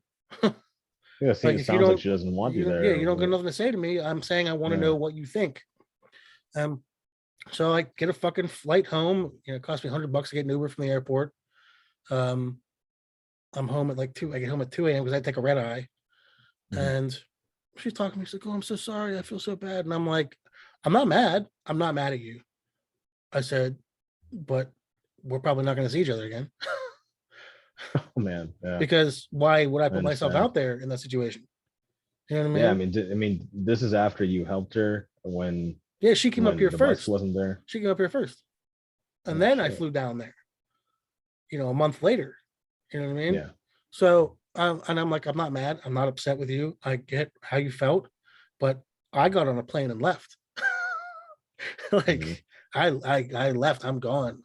Like, I don't think I can see you again. I don't think I can. She's like, "Well, I made one mistake." I'm like, "You fucking kicked me out of your house now to get a plane home." Yeah, that's a big thing to It happen. wasn't like, oh, well, I live down the street. Okay. Or it was, I had to get a fucking, No, you figure have out to how to spend get, money, or well, you not spend money, but I mean, well, I did have to spend extra money. You know what I mean? Because I had a ride on my original day yeah, home. yeah, So I spent an extra $120 for a fucking Uber to yeah, get that's a home. lot of money. Yeah. Yeah. And, I'm not that mad about the money. And I told her, I'm not mad at her. I think she's a Mhm. nice person. I just think that was I'm not going to take that kind of shit from somebody. Yeah, you can't You got to have tolerate some that kind of some behavior. some standards for yourself. Like, you can't kick me out of your house, make me fly home, and then tell me you're really, really sorry. Like, give a fuck if you're really sorry. No, sorry wouldn't be enough, and Sorry that's was done when I had to sit coach with some fucking dude that wouldn't shut the fuck up. When I sat first class, no one fucking talked to me. Not one fucking person. All right. When I sat Mhm. coach, both times people fucking talk to me. Don't fucking talk to me. Don't want to talk to you. And I make up shit when people talk to me in public. The guy's like, "What are you flying for?" I was like, "Oh, I'm a software engineer. I was out working on a job." I just start making up You got to shit make because it interesting, I don't right? have any fucking thing I want to. I'm not telling you who I am. You're just some random I can't cocksucker. relate with these people. Yeah, some fucking cocksucker that wants to know what I'm doing. And I'm like, "Oh, you software engineers working for a video game company." Blah, blah, blah. I'm picking up whatever. I don't know. He's like, "That's really interesting. Can you tell him about it?" I was like, "Man, I got an NDA. I can't talk about it." And he seemed Pretending to to be accept one of that. those ordinary fucking people. Charlie, Coral's Wholesome Pics' sister, suggested that Yeah, because yeah, the because artist. Coral is slowly losing her mind. If you haven't noticed, she should change her thing to Joker Peaks, because that's the way she's Oh, slipping. that would be good. Every day I talk to That Coral, and I feel like she's deeper and deeper into some kind of crazy hole. oh my god, really? She's talking about, well, her TikToks are just fucking about her watching the rain or whatever. Fucking nonsense that she's talking about. Or I made this 4 years ago and it's from Windows 95. Like, she's losing it. it's super random. Someone gave her too much shit about not being wholesome, and now she's went full fucking Joker mode. We meme in a society, she fucking she's not having a good time. Oh man, she needs to get her shit together, man. I love Coral, but shit, Me and too. then she's going to some thing, and she publicly announced she's going to be there, the Twin Peaks thing, like if showing. I'm like, don't announce you're going to be there publicly. You're 5 foot, you're 4'11". Yeah, People are it's going to come take you and keep you. mhm. And people are already Yeah, always they creep on gotta her be all the time. careful with She gets a that. lot of people that creep on her. And I'm thinking, Oof, that's not fun. don't tell people you're People going places. suck. People can be really shitty. Well, don't tell people you're going places. She's like a vulnerable girl. She gives away way too much Yeah. personal information, like you. Oh, what did I say? Oh You're yeah, I like, I do live say at some the shit. corner of Concord and Martin Luther King Concord Boulevard and in Grape. Concord. Yeah, Concord. I was gonna say Grape. I'm like, that's not a fucking boulevard. That's a fucking juice. Why'd you say Martin Luther King though? Because they're notoriously bad places. Martin Luther King Okay, Boulevard. okay. Take it some kind of other way. That's like the old joke, No, are you? if you're at a Martin Luther King Boulevard, it's like a terrible. I don't think that's true, but could be. I don't know. Maybe. I have a Martin Luther. I Oh told you, man. but I have a Martin Luther King puzzle. Did I tell you about this? No. I have a Martin Luther. So I Wait, have a puzzle? Oh, you mean like a jigsaw puzzle? yeah, it's Martin Luther King Okay. jigsaw puzzle, and it's his face and the the dream that he's having, and it's like a black kid sledding, and it's an Asian kid eating corn on the cob. What the fuck? And I'm like, I don't remember this in the speech. We didn't talk about this? Maybe I talked about it with someone else. Because I feel like I talked about this with someone recently.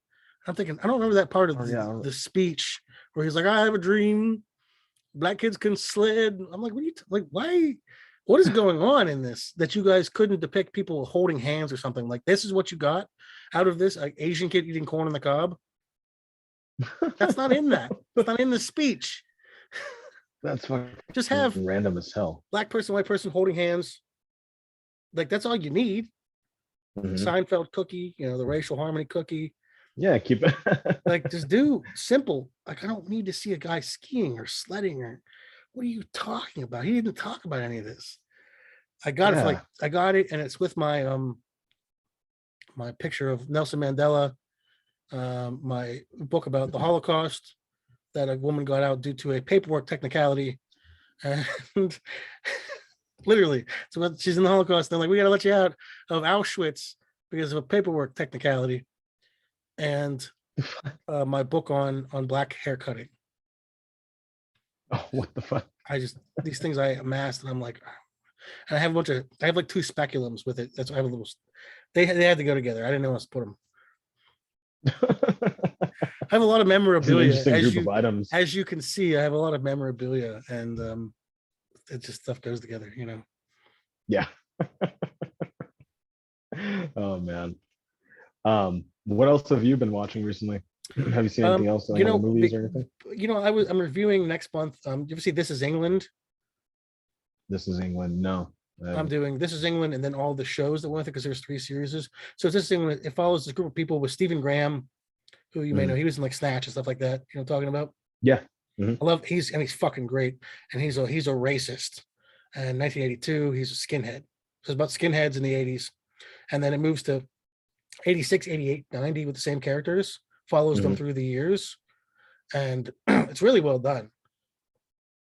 And I watched that I really enjoyed rewatching them. I mean, you can hear my full opinion when I review them, but I watched that. Like I said, as far as other stuff, I did watch. There was something else that I don't remember. I watched that new French movie, Titan. Yeah, you said that was pretty good. It was interesting. It's a French. I don't know. French movies suck. I don't care what you say. I can't do it with them. I can't do it with the French people anymore. So sick. Essentially, I mean, it was pretty much like this girl gets in a car crash, and when she's really young, and I think she was like 9 or 10 when during the car crash. She gets a metal plate in her head. She starts I think stripping or something, or she just becomes a go-go dancer. Obligatory nudity in a French film. Yeah. Yeah, of course. Yeah. She fucks a car. Like you do. Gets pregnant. Like you do. And I think throughout the whole movie, she's pregnant with the car. And then a bunch of crazy shit happens. I mean, that sounds like I think I mentioned this. Every French film is like this. Here's something that could be interesting. Okay. And you're leading me with this thing that could be interesting. Then they fucking don't know what to do with it. They don't know how to make it. Yeah, I don't know how I felt about the movie. Honestly, it was. I'm glad I watched it. I mean, it was cool. I mean, there was one like that. It was about an evil dress that I watched not too long ago. It was like it's like you can't stretch this. You're stretching this too thin. What was it called? Yeah, it was weird. I'm looking for a second. The acting was pretty good in the movie. I'll give it that. But yeah, just like you said, how certain French movies are these days is. No, it's always been like that. They annoy the shit out of me. Oh, you know what? I did watch The Calamari Wrestler. The Calamari Wrestler. It's about a squid man played by Osamu Nishimura, who's a professional wrestler in Japan, who wrestles professionally as a squid man. Really? Yes, quite good. How is it? I like it. I really liked it. Yeah. It's got. They had a bunch of real wrestlers wrestling. Okay, so that's your thing. Dressed like a squid. Wrestling. Well, but there's like a story. Like he's got to fight his master, who's also turns into a squid. don't know what to say about it. If you want a movie that a man's gonna fight another squid, and he's also a man, that's the best movie for you. And then at the end, I have to watch this. At the end, the Fukushima nuclear issue happens, and they all die. What the fuck?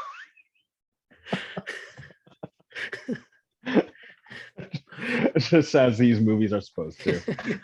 Well, you know, Natural disaster. I have a beautiful idea for a lovely romantic about these two people, and they're a Soviet bloc couple, and they finally get together, and then it's Chernobyl, and they're both dead. And his goes an extra arm or something, you know what I mean, or fucking an extra dick or whatever it is. Oh, extra dick for sure. And that's oh man. But yeah, Calamari Wrestler is better than any fucking French movie you're watching. How many French movies you got that got squids wrestling? It's fucking zero. That's how many. French don't know about wrestling. You could show Hulk Hogan, they'd be confused. Yeah, there's probably none. They don't know what's going on there. They don't know about Randy Savage in France.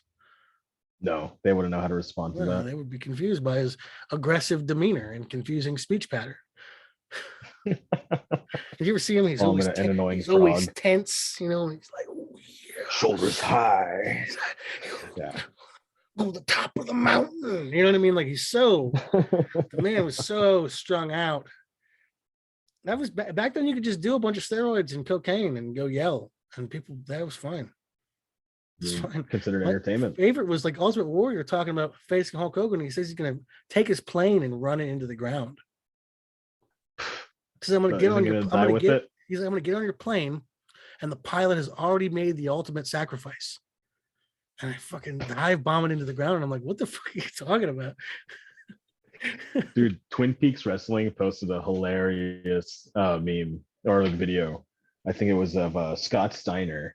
The math. Some super the math. The math. His Scott Steiner's math. And he put some Twin Peaks music in the promo background. It's hilarious. One of the greatest promos of all time. And his math. Someone like figured it out. His math is correct. Are you serious? Yeah. Really? Someone figured it out. And it's him, and he's facing Samoa Joe, and he's facing Kurt Angle, and he's like, because you're facing me, you know you're going to lose. So you only have a 1/3% chance of winning against me based on that. And then we add Kurt Angle to the mix. So that gives you like a 1/8. And he's giving all this fucking math. And Scott Steiner is the most ridiculous human being in ever that has ever existed. Oh man. They used to have to, whenever WCW was around, they used to have to have Buff Bagwell literally follow him around so he wouldn't do stuff on live television. Like common, like a wrangler. Because he would get mad and start yelling about how Ric Flair's got busted on his teeth, and yelling this person's gay, and yelling about this person being gay, and then just flip out on live television. And they were like, you can't have him on television doing this. And he's like, how do you stop him? What do you do to stop a man like that? Oh man. What are you working on anything right now? You're sitting getting your reviews up. Oh right? Yeah, I have all of November's done. I'm working on December's. Like I said, I'm doing This Is England in December. I'm gonna do the whole month. Gonna be all the seasons, all the series, and I've cut down my format a lot, so it's gonna be a lot more condensed instead of these long-winded things. So if you're listening to this and my reviews were too long, I am doing just a review, a quick synopsis, and then my opinions, and it's gonna be a lot more tight. Beyond that, like I said, I'm doing I do my comic ones every week, and I love doing those. I'm doing Flaming Carrot comics all through December as well, which no one will enjoy listening to but me. Yeah, I haven't really read any comics in a long time. Well, you're doing the anti-life first. That's what it's called, right? Yeah, anti-life. Yeah, it's my comic one. Yeah, dude, there's some music that's being released with that stuff too. I don't know if you've seen, like, I think Deftones is on some anti-life. Yeah, it's some music it's just a bit. I use it.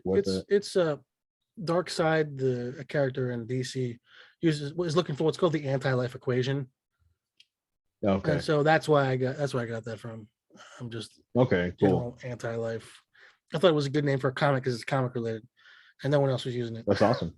No, it's awesome. Yeah. No, but I've been seeing like releases on Spotify from bands I like Chelsea Wolfe and Deftones as I well. love, I love Chelsea Wolf. I really do. Chelsea Wolfe was great. Is Yeah. she married to the guy from Waves? I don't know. I I don't heard that know. one time, and I'm like, that's I like Waves too. They're like I they're haven't like heard enough of they're like Waves modern actually. they're like modern surf punk. So it's real Are they? trashy. They're spelled like VV. WAVV. Yeah, Okay. Waves. Yeah. Yeah. Yeah. I I mean, think I've maybe heard a few of their maybe you songs. say Waves, but I don't know. They're Nah, pretty I entertaining. don't know. I got them, and I got a Yeah. free album from them and Fraternal Twins from somewhere, and Uh-huh. I was really turned on to both of them from that. Fraternal Twins Um, is more like a low fly rock, college rock yeah, band. I'm trying to because the name sounds really familiar. I'm trying to I remember did if a I meme. I did a may have meme heard of it a couple anything. months ago. The Oh, one, really? yeah, the one album, which I don't know if maybe you were like, oh, okay, I remember that. You don't fucking remember I anything, have to fucking see it pothead, again. fucking I pothead. don't, dude. My memory is so bad. Ridiculous. I can't remember My memory is people. I really remember bad. people or places or It's like days. it's like, dude, it's the worst. Wait, you remember what? No, what were we saying? It's the worst one. What?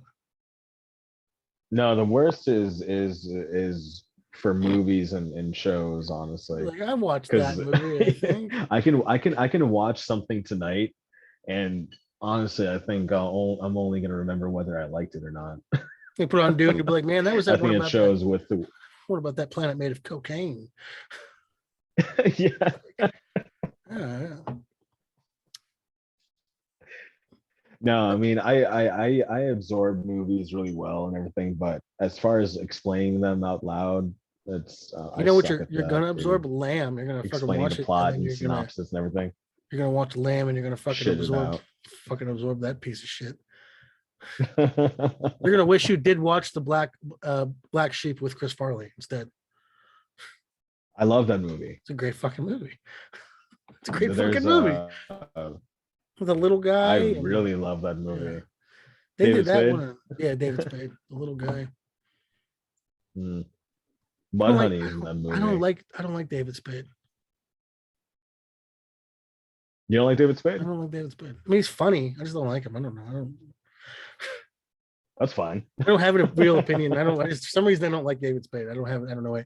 I didn't like Just Shoot Me or something. I don't know. Fair enough. I did like Just Shoot Me. I don't know. I don't Fair know enough. why I didn't like him. Bob Odenkirk was in that, I think, and so was Brian Posehn. I don't Briefly, think I ever one episode. watched it. Wasn't good. It was a show I about never a actually watched it. magazine of a magazine, fucking magazine. Imagine a show about a magazine today. Fuck picks up a magazine. I don't even think I have a magazine. Like, I don't see magazines. I see them. People have them. Who's buying them? Who's going to No, pick up a just magazine? I'm going to get my information 3 weeks later. Google it. Yeah, dude, magazines are I don't see anybody buying magazines now. But they're still out there being made. People are doing stuff. Yeah, I wonder how much money they're wasting Fucking printing as much as everybody who owns a magazine empire is a pedophile. they are. I might believe that one better than fucking Hugh. What's his name? Hugh Hefner was a fucking piece of shit. Yeah, he was a that. hard piece of shit, man. And I've never heard a good word about that dude. No, I've heard some pretty shady things about him. And he published people's pictures without their consent, naked pictures of women, Marilyn underage Monroe, girls, right? yeah, and underage girls and all this other stuff. And people go, well, Larry Flint did the same thing. I said, Larry Flint was a piece of shit. No one's disputing that. No one's like, Larry Flint's a pretty good guy. In his wheelchair, you know what I mean? He's a piece of shit. That's why someone fucking murdered him. Yep. Oh man. Hefner was a piece of shit and got away with it for years but these poor girls' backs. You know what I mean? Oh yeah. Absolutely. He was like, oh, I got 3 girlfriends. Man, get a life. Old. Fuck. I don't want 1 girlfriend, man. Fuck your 3 girlfriends. You ever get disappointed? Okay, I know you said you don't really care about, celebrities and stuff like that, or okay, so now with that, like I don't care about celebrities, but I do sometimes I pay attention more to the opinion of someone who I consider to be a good artist, you know? Yeah. So have you ever had any moments like that where like there's an artist Yeah. that you respect and you got super disappointed by something they did? Yeah, or I don't anything know like that that? super disappointed is the word, but been disappointed or thought lesser of them. But I do think there's something to be said for separating the art from the artist in some capacities. Not you can't Mhm. always do that, but Yeah. like I think that my enjoyment of something should not be dependent on someone else's moral stability. You know what I mean? Yeah. I don't know who made everything in the history of the world. The man who made the chair Mhm. could have raped somebody to death. I don't fucking know that. I still sit in a fucking chair. You know what I The mean? man who made the chair did rape someone He to death did. He with the did. chair. Like we don't. That's what the chair was invented for. Exactly. Little do you know. But I can't. I don't know about every piece of media or every piece of product or everything that's ever been invented, where it came from, and if the person who fucking did it is applicable to my moral standard, and I don't care because it's got nothing to fucking do with me. Is someone a piece of shit? Then they're a piece of shit independently of the thing that they did. I can enjoy. Hey, I hate R. Kelly, but if fucking Ignition comes on, I ain't changing it. Dude, You know what I mean? Fuck It's You a banger. Tonight by R. Kelly He's got some bangers. and R. Kelly Biggie, is a amazing. reprehensible, horrible piece of shit and a Piece monster. of shit. Yeah. But He's what's that got to awful. do with me enjoying a song? I don't even need to know that stuff. Yeah. I flat out do not give a shit. I can't be bothered about everybody's meandering goddamn crap all the time. I see everybody's mad at Chris Pratt. And I asked two people why they're mad at Chris Pratt. I got two different answers. You know what the answers were? Because he's a Christian and a Republican is one. Mhm. I'm like, who gives a fuck about any of that? Is that affecting Yeah. you? The other person said, because he's doing too many stupid movies. And I was like, that's the answer I want. Why are you mad at him? Because he's doing shit. Yeah. And I accept that answer because I don't like what he's doing. Yeah, that's fine. But you're mad You about his don't personal like the life? shit he's doing. That's fine. And people are like, well, he's part of a church that hates homosexuals. Then don't watch Chris Pratt stuff. I don't give a shit. I don't care about how he feels Yeah. about homosexuals. You know how Chris Pratt feels about Yeah, that homosexuals? doesn't I affect don't you. know, and I don't care, and it doesn't affect homosexuals either. And if it does, then I'm terribly sorry that Chris Pratt personally fucking cut your dick off. Like I don't care. Yeah, he's a piece of shit. Fine. Okay. What does that mean? What does that mean? If you stop him from getting work now, does that mean the things that he did don't exist? He still did fucking television shows and movies. They're out there. They fucking can always be watched. If he doesn't get work ever again, he was still a famous person that did stuff. You can't change it. You can inform people. And I'm glad people are like, hey, this person's not doing bad things. I think that's good. And if people look at that and they go, okay, I don't like how he feels about that. Fine. Don't vote with your money, vote with your wallet. You know what I mean? I won't see Chris Pratt's work because he's a terrible actor. You know what I mean? I like some of the stuff. But people are like, well, I don't want to see his movies because he doesn't like homosexual people. I don't know how he feels about that. I've never heard him say anything about it. And if he does, well, I think that's pretty fucked up. And I agree that if you don't want to watch his stuff because you don't like that, that's just fine. But I also don't really give a shit how he feels about it. I'm a big H.P. Lovecraft fan, and I always have to preface, oh, he was a racist. I know he's a fucking racist. He's been dead for 100 fucking years. I don't give a shit if he was a racist. Yeah, that doesn't affect the writing.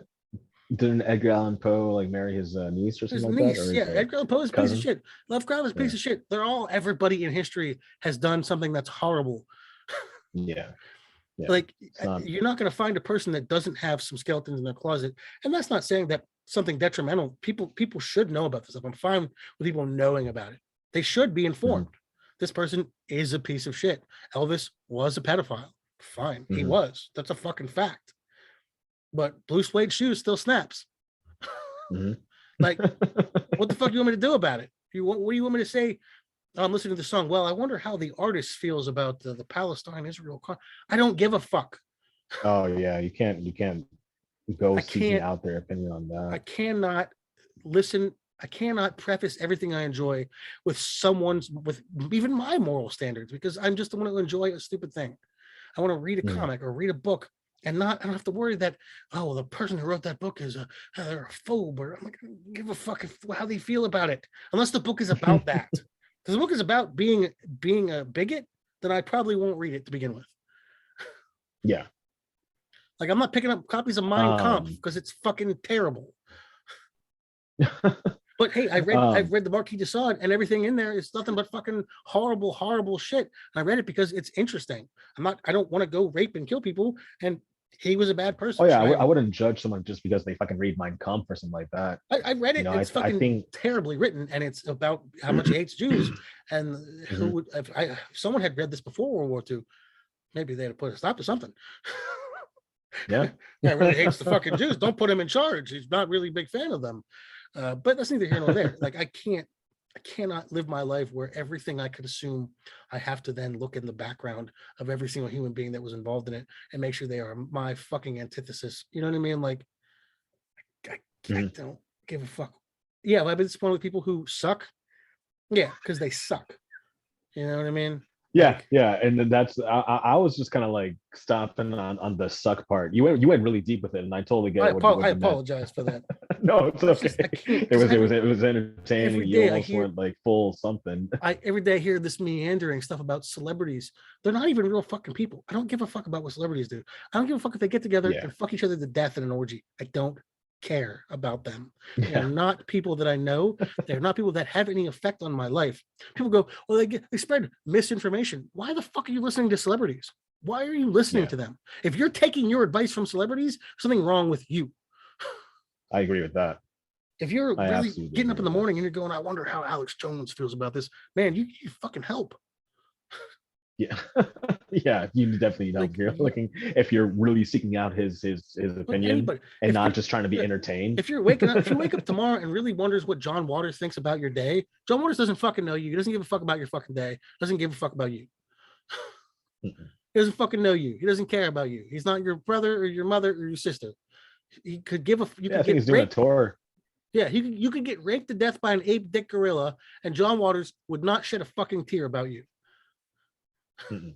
Nor would Chris Pratt, nor would fucking whoever else you hate. Everybody hates. I don't even know because I see these things and they're like, well, I hate blah because they fucking, well, I don't give a shit. I don't care. What I had in mind when I asked you that was I told you I'm reading that John Lurie book, Yeah, uh, History of Bones. I got to a part that kind of bummed me out because you know how John did Stranger Than Paradise yeah. and the Jarmusch movies. So like when I see this and like I love Jim Jarmusch and I love John Lurie. I don't know, I guess in my fantasy head, I think that these two people being older and more wise now have a shared history of making some great art together and Yeah. they get along and stuff. But I think one of the chapters in the book ends on a really long footnote talking about Jean-Michel Basquiat and Jim Jarmusch and how they were, they kind of screwed him, Oh, really? with giving him proper credit. Yeah, with giving him proper credit and stuff, and how like I think the thing that John Lurie said that bothered him the most is like one thing when they were filming Stranger Than Paradise. That's Jean-Michel Basquiat was sleeping in John Lurie's apartment, and Yeah. that's where they filmed some of that Strangers in Paradise. And during some of the filming in that, they were Jean-Michel Basquiat, he would be sleeping all the time, like almost like all day, Like a and fucking they would just Frenchman, lug him like a around this. Frenchman would. Yeah, exactly.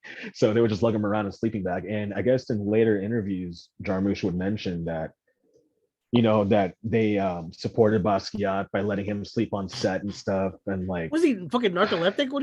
Why is he sleeping so much? I don't know. Is But he but that's drunk that's or besides the point though, is that the thing is that Jean Lurie was there and he was it was in his apartment and he recalled when that Jarmusch didn't even like talk with Basquiat at all. And well, that he's the fucking people that sleeping. What's were he gonna talk to him about? well, I mean, he didn't interact with them about anything. And the guys that were moving Basquiat, they were just like talking. They were treating him like he was like a disgusting homeless person. They didn't know anything about him. And then you have all this time later, Jarmusch taking credit, saying that like, oh, he supported this artist and like worked alongside him and everything. So that's something that It's that's kind of weird, in right? that perspective, I get what you mean. You have been disappointed by someone. It's Yes. it's a mild disappointment, Yeah, because I've definitely felt that way about plenty of people where I'm like, oh, I thought better of them. I thought Mhm. maybe they wouldn't be the same as everyone else. I mean, we Yeah. also don't know. This is one side of the story. We don't know It's only one side. how But Jim Jarmusch what's is. funny is that he wrote in there like saying I had to write this this memoir before Jarmusch could and everything. I don't think So Jim Jarmusch like, is writing a memoir. You know what I mean? memoirs. I Or don't think. how what's the name? John Malkovich says it in Burn Yeah, After Reading. my memoirs. Memoirs. I'm working on my Memoirs. memoirs. It's a fucking crucifixion. I love John Malkovich. So I won't good. hear He's a great. bad word about John Malkovich. Speaking of, okay, this is he had a small part in this movie, but it just made me think of it. You ever seen this movie called Art School Confidential? Yeah, It's kind of a pretentious movie. It's a really I pretentious haven't movie, but seen it's that in like a long funny. time. Yeah, It's a like a random indie I liked that. cool. I remember liking that movie though. I like a lot of those kinds of movies, like really small, independent, like little Yeah, nothing movies, I mean those are they have a lot of heart. You know, Yeah, I that's why try I to like them. find independent movies all the time, and it's not always the easiest thing. Especially independent movies are now big business. Yeah, it's true. It's sad. Yeah, it's a cycle of things. There'll be a new wave of independent artists coming up, and we'll have, what I mean. It'll keep going. That movies will never Mhm. stop being a medium where people can show their emotional side or tell a And story they change the want to game tell. left and Yeah, right too. yeah. Yeah.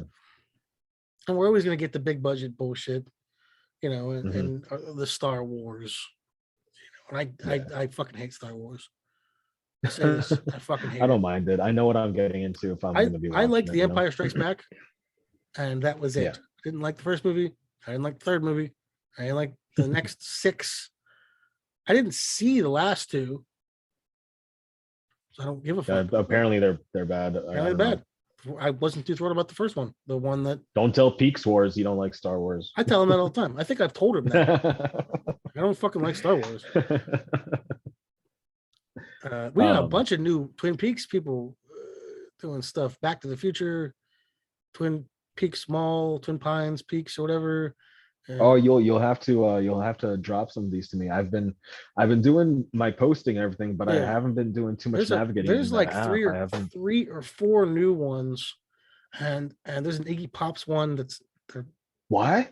they're they're doing okay. They're doing okay. Iggy Pop? Is it? Hey, is it that Sheena Chanel Yeah, person? I think it is. I think it is. She writes these long-winded comments about Iggy Pop. I love it. Yeah, She's and I enthusiastic went as through hell and she's about it. liked It's everything that funny. I've said about Iggy Pop in like the past year too. I was That's like, funny. That's funny. I think she That's posted. cool. She's like, she doesn't quite get it yet, but it's entertaining enough that I like it. But they need we to. should make some shit and send it to her. That's cool. I got enough. Fuck you. I got enough shit going on. Okay. I already do a fucking music thing every day.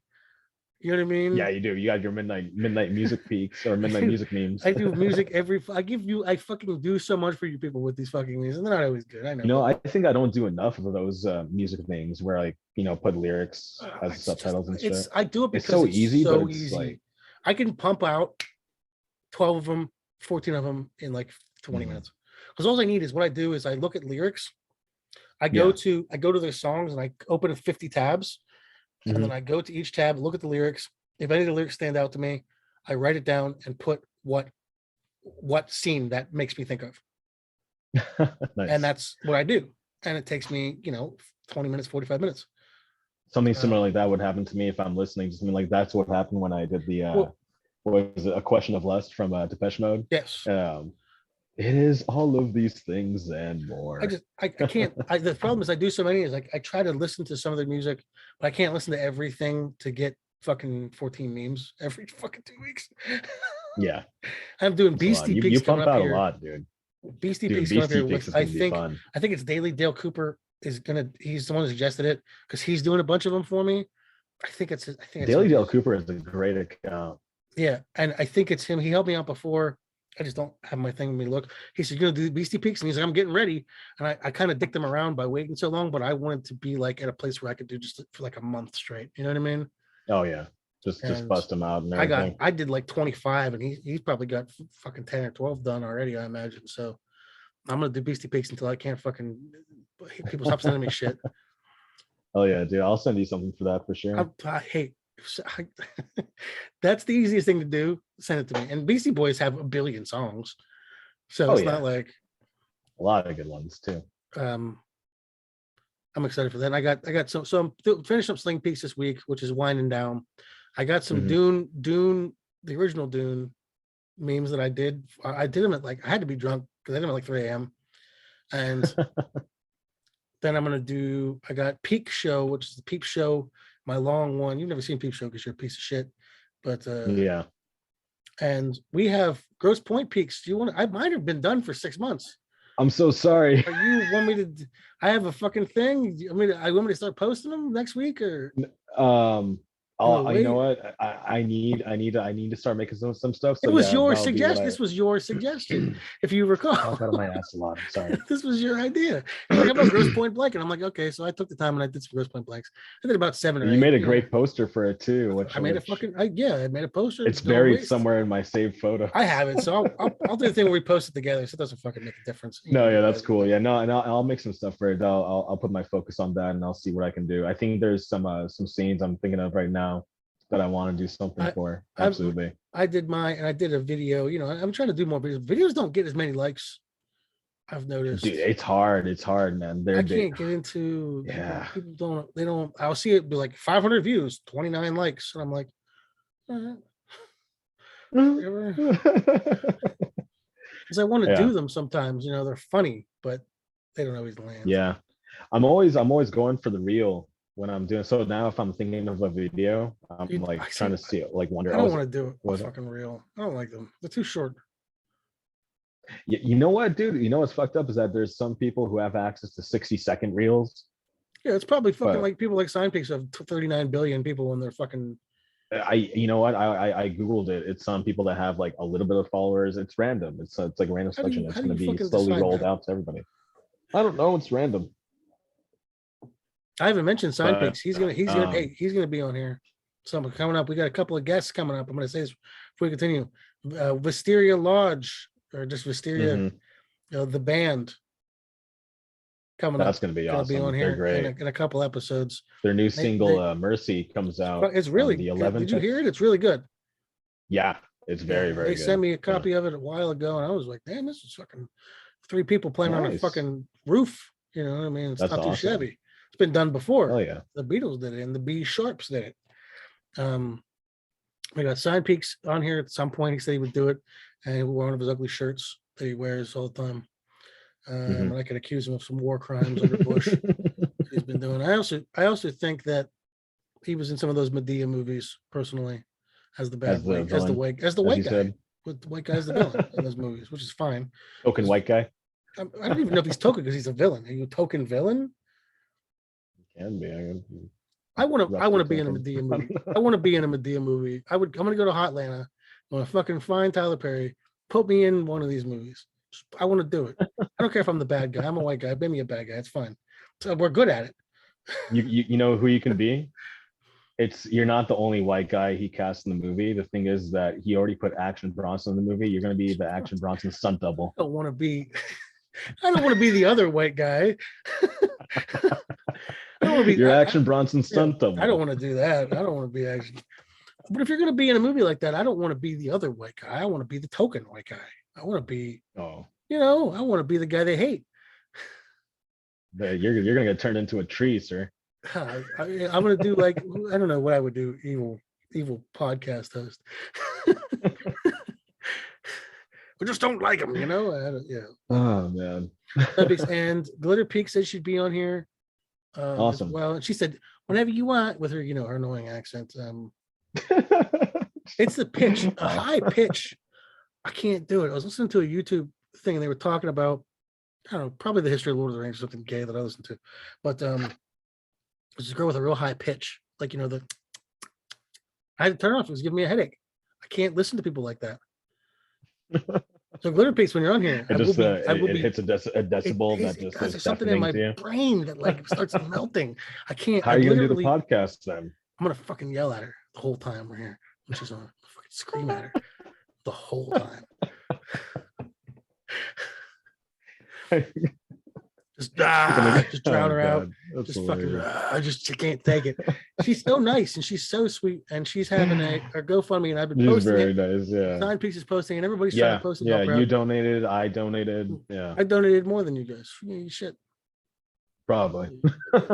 I made a note to put on. I put a note on there that says DemonPeaks helps the community. All right. And then Coral gave $10 because she's a piece of shit. Fuck all y'all. Oh, But if man. you're listening to this, please go to her. She's only like $200 away.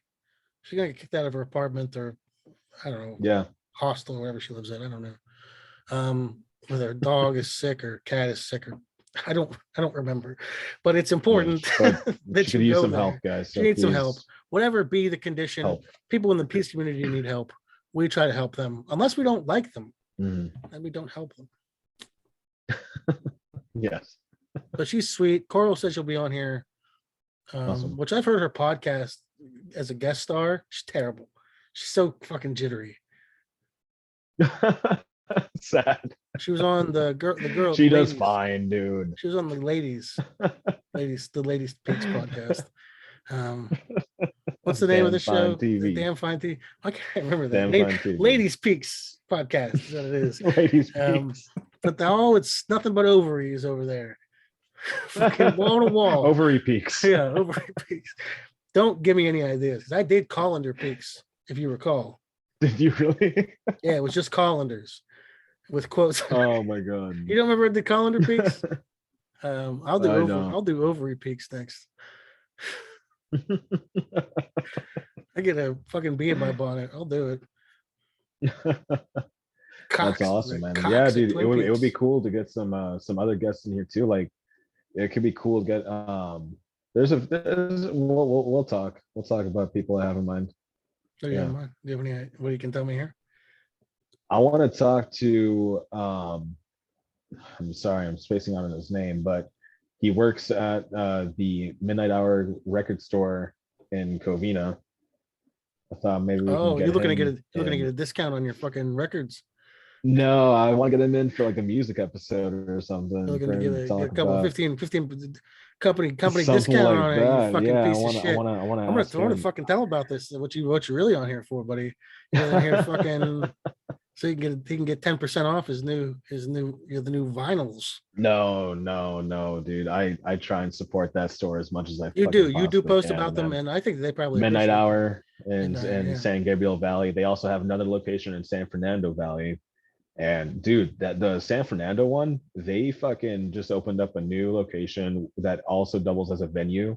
So they're throwing local shows now too, like local punk shows, and it's a fucking record store. I love when there's a place that does that. Oh yeah. So I'm only hoping that they have similar plans to do something in my neck of the woods out Probably here. has to be about zoning and stuff like that, you know. I'm sure, yeah. And I'm sure doing anything right now and during the pandemic days is like fucking California's a fucking shithole, right? You guys are on fire and everybody sucks and everybody's shitting all over the streets. Everybody's leaving. It's crazy. It's wild, man. It's not the place. I don't go out much. Well, there's nothing to fucking you fucking like see the rain behind you. Just watch that. Yeah. Fucking looks miserable. Yeah, no, but like, is it too crazy to think about stuff like that? I think anybody think about guests like that. This is our podcast. Anybody you want to bring on here, fucking buddy. Well, make it interesting. What's the worst that could happen when we get into a fight about something? I mean, that's it. It's just people talking. If we don't like each other, we don't fucking like each other. You know what I mean? If somebody disagrees, it's not a big deal at all. You think so? You're a fucking piece of shit. Okay. No, yeah. I'm not gonna be like making any decisions based off of like what being worried someone will fight or whatever. It's just people talking. I'm gonna bring on nothing but hostile people from now on. I got Al Sharpton. I got a Ku Klux Klan member. I got fucking. We're gonna be people who hate each other from now for the next 6 months. Everybody I bring on. That sounds good to me, man. Was it Ibram X Kennedy? Is coming on next week. And after that I got I don't know anybody in politics. What's the guy with no chin? Mitch McConnell. Mitch McConnell. I got Mitch McConnell. I'd like to have a couple of fucking words with him. I'll be honest with you. Piece of shit. No, I'm sure a lot of people would. Fucking like Sure, to a string lot him of up, people fucking cut his goddamn head off, all of them. Yeah. I'm gonna keep my political talk to a minimum. I would like to kill every politician. That's my political talk. That's my political opinion. Every I'm sure a single lot of people agree person with you. who is a politician, anybody who wants to be in charge, anybody who wants to be in charge of your life should not be in charge of your life. They are a piece of shit and they should be murdered in the street. I don't incite violence, but do not tell people what to do. That's what I say. I will incite all of the violence. Kill politicians. If the FBI shows up See, here, we can agree to disagree on that, and yet you're still well, you we're can still good disagree buddies. all you want, but whenever they're chopping someone's head off, you'll be there cheering them on. I'll tell you that. When they fucking got, I don't even know. Who cares? All of them. And also every billionaire, because they're pedophiles. Kill them too. No billionaire is safe from that assumption, right? No, especially not a billion. No, I just assume that they're all pieces.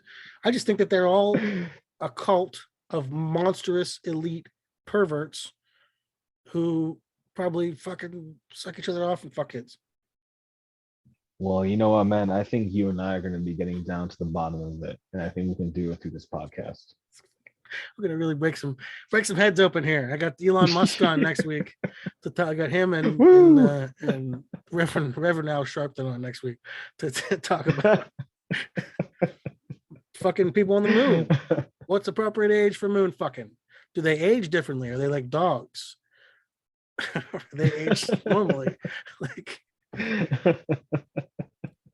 it's never, man. There's a lot of things you can do and say and be, but I think, the pederast thing is, we throw it back to the R. Kelly thing. Like, what a fucking monster. What a piece of shit. I don't want to fuck. You know what? I didn't want to fuck a 15-year-old when I was 15. I don't want to fuck one now. Like, I especially don't want to fuck one now. You know how annoying 15-year-olds are? I didn't want to fuck you when I was 15 because you were fucking annoying then. Like, I'm old. I'm 100 years old if I'm a day. I don't want to fuck 15-year-old now. And they're going to be talking about Snapchat, whatever the fuck they like. And I don't give a shit. I don't want to pee on them. You're gonna be too annoyed. And I've peed on people by request. I have peed on no less than 4 people by request. I've never wanted to pee on anybody in my life. God damn. People are like, don't pee on you. I think people think we're an hour or two of the conversation here, and things have gotten weird. I'm a person who, when I was younger, I was better looking, people, and I don't have much of a gauge on things. Like, someone's like, well, I like this. I'm like, well, I'll do that. I'll do whatever. Why not? I'll do whatever you want me to do. Yeah. Leave me alone afterwards. But I think some people push stuff and they thought I wouldn't do it. I'll piss on you. I don't give a fuck. You want pissed on? They were just testing you. Give a shit. The only thing I won't do is poop stuff. Poop makes me sick. I can't do poop. You don't like I can't even change Ava's diaper when she poops. I put her in the shower. I'm not even playing. I can't do it.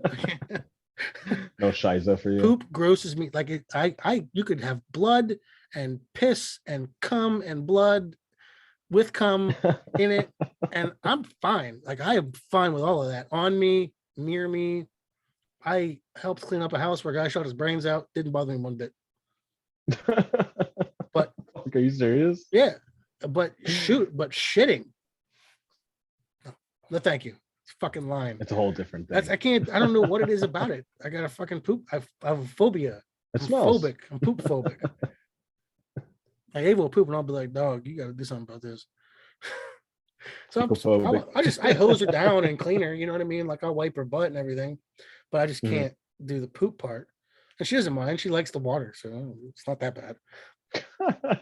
The shower attachment, get her butt clean. I get all in there, dude. I do double folds with the wipe and well, yeah. Once I spray her down, then I get the thing and I clean her out. And, she's a little girl, so she's not really sure of how her like vagina works yet. So you got to make sure that's extra clean because she can't tell me, and I don't know what to look for.